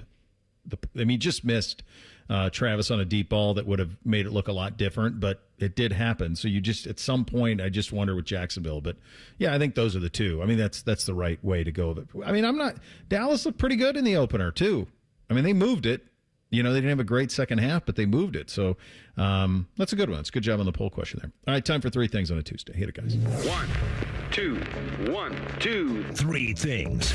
Sponsored by Buckeye Lake Marina, Central Ohio's largest selection of new and pre-owned boats. Find your next dream boat at BuckeyeLakeMarina.com.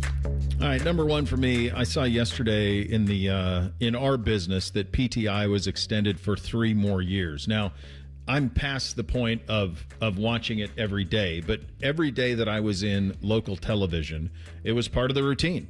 You would get your local sportscast done. If you had to do something in the 5:30 or 6, you'd get it done, and then you'd watch PTI from 5:30 to 6. It was just part of it.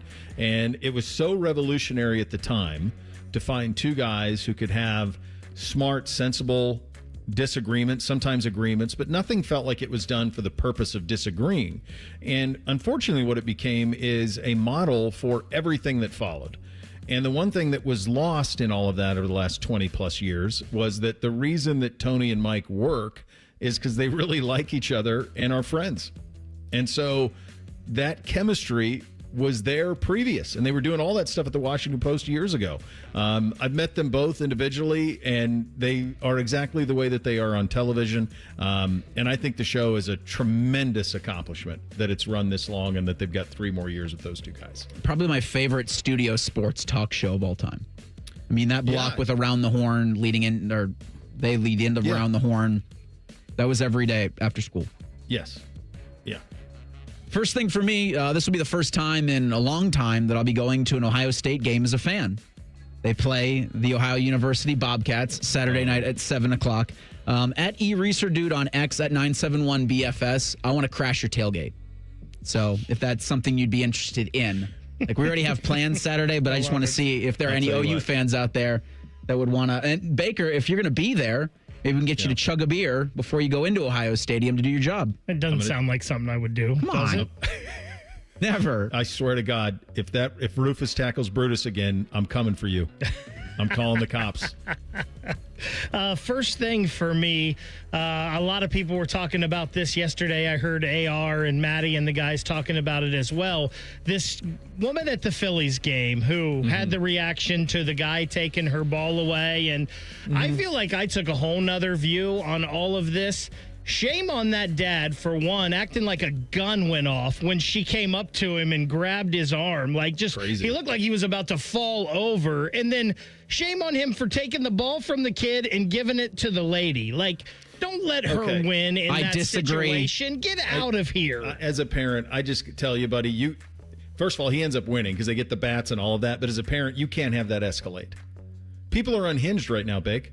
She was likely to slap him. You can't have that. I'm with you in terms of stand up to it and be like, nah, I'm good. Go back to your seat. Here's but the I don't ball. think she was stopping at anything.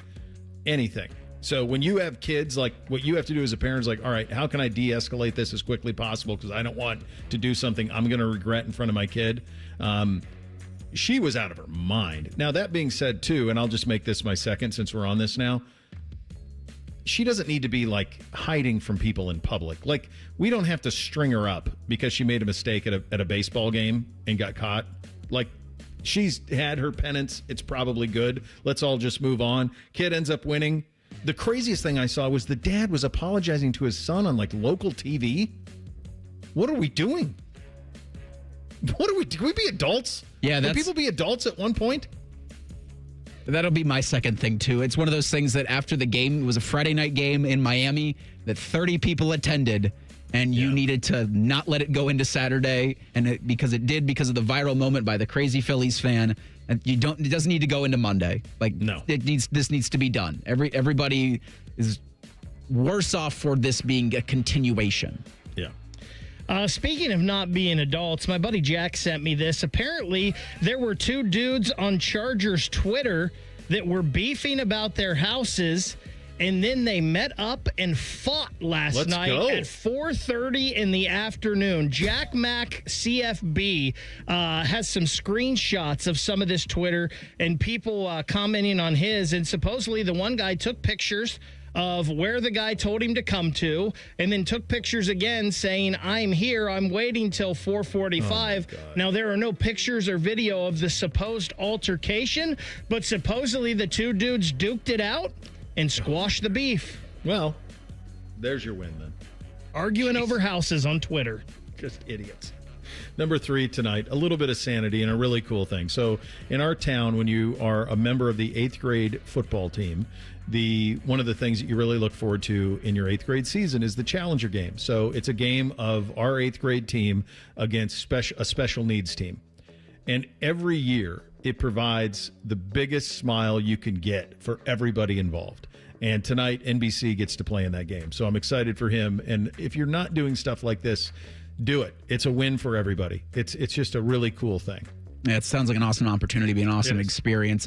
Guardians, I can't quit you. You're 2.5 back of the wild card with 19 games left in the regular season. Royals tonight at 6:40. It's time, Cleveland. Call up Travis Bazzana. He's got no business raking in Columbus. Put him on the big boy club. Make a run at this thing. Damn it. Final thing for me, Rothman and Ice. They're coming up later this afternoon. Tyvis Powell, Austin Ward. But stay tuned. The Ryan Day press conference is next. There you go. You have that to look forward to, which is nice. We're back tomorrow. Thanks for listening, buddy. Bishop and Friends right here on The Fan. Matty Ice is currently bathing himself in creamy jalapeno dip. And I've officially run out of ways to tease this show. Rothman and Ice. Weekdays at noon. The Fan. Bob Yoakum, president of Rockford Homes, explains why he banks with First Bank of Central Ohio. Anytime you're dealing with a local bank, it's about being able to pick up the phone and talk to real people. That is a huge pro. You know, when you get into these bigger banks, that doesn't happen. Experience what it's like to be first at First Bank of Central Ohio. Visit fbcentralohio.com for more details. Member FDIC, an equal housing lender. 5 words no one wants to hear? You need a new roof. What do you do? Who do you call? How are you going to pay for it? Hey, it's Timmy Hall, and these are all questions that run through people's minds when they hear those 5 words. But if you pick up the phone and call Victor's Home Solutions, your new roof will be the easiest, most hassle-free home improvement project you'll ever do. Victor's has thousands of 5-star ratings for both customer service and high-quality installation. Plus, they offer a 50-year leak-free guarantee on every roof they install. And since no one wants to pay these high interest rates for a limited time, Victor's is offering 5-year no-interest financing with minimum monthly payments for qualified buyers. So if you need a new roof, don't stress. Victor's Home Solutions has your back. It starts with a free 21-point roof inspection. It assesses the exact condition of your roof and what needs to be done next. Set up your inspection today. 866-VICTORS. That's 866-VICTORS or online at victors.com. Hi, I'm Dr. John Runyon from Runyon Dental Group. Are you missing teeth or do you have uncomfortable dentures? Dental implants can not only transform your smile, they can restore your confidence and allow you to eat those foods you love that you've been missing. When I was in my early 30s, I was in a similar situation needing complex dental work and dental implants. I understand all the emotions that you're feeling because I've been the patient and I know that we can help you. Schedule a free consultation today at runyondentalgroup.com. That's runyondentalgroup.com. Hey, it's Anthony. Tailgating, hiking stadium stairs, going out after the games. It's a great time of year. It's also the time of year I'm on my feet a lot. And there won't be a time when I don't have my personally fit arch supports from the Good Feet store in my shoes. They make all the difference for me. They help my feet, my hips, my back. They're not just like regular insoles. They're designed so I get firm yet flexible function. They actually correct poor foot biomechanics and give me even more comfort. The fitting process is simple. From the moment you walk in, the Good Feet store will personalize the process. From the pain that brought you to them in the first place to your lifestyle needs. They'll properly measure your feet and arch size. Then take the free test walk. If you love them, wear them home like I did. Your new arch supports will help you begin living the life you love without your feet getting in the way. Just stop by the Good Feet store on Polaris Parkway or Stringtown Road in Grove City and learn more at goodfeet.com. It's the Ohio Lottery's all-new $5, $20, or $100 scratch-off. With 3 simple cash prizes, it'll have you saying, Wow, that's what I call winning. with tracks like... And the anthem celebrating the first of its kind $2 ticket. The $5, $20, or $100 scratch-off is an absolute hit. Ohio Lotto's got the good. Lottery players are subject to Ohio laws and commission regulations. Play responsibly. Hi, I'm Rick Germain for Toyota West. And with over 600 new and pre-owned vehicles available, Toyota West at I-270 and Georgesville Road has the car you're looking for. And right now at Toyota West, take advantage of 0 down and 0 payments until 2026. And every pre-owned vehicle comes with a 72-hour exchange policy plus a 3-month warranty for qualified vehicles. Come see us at the Germain Auto Mall on Georgesville Road or get started today at ToyotaWest.com. Offer expires 9/30. No payments for deferred payment. Interest accrues at time of inception with approved credit.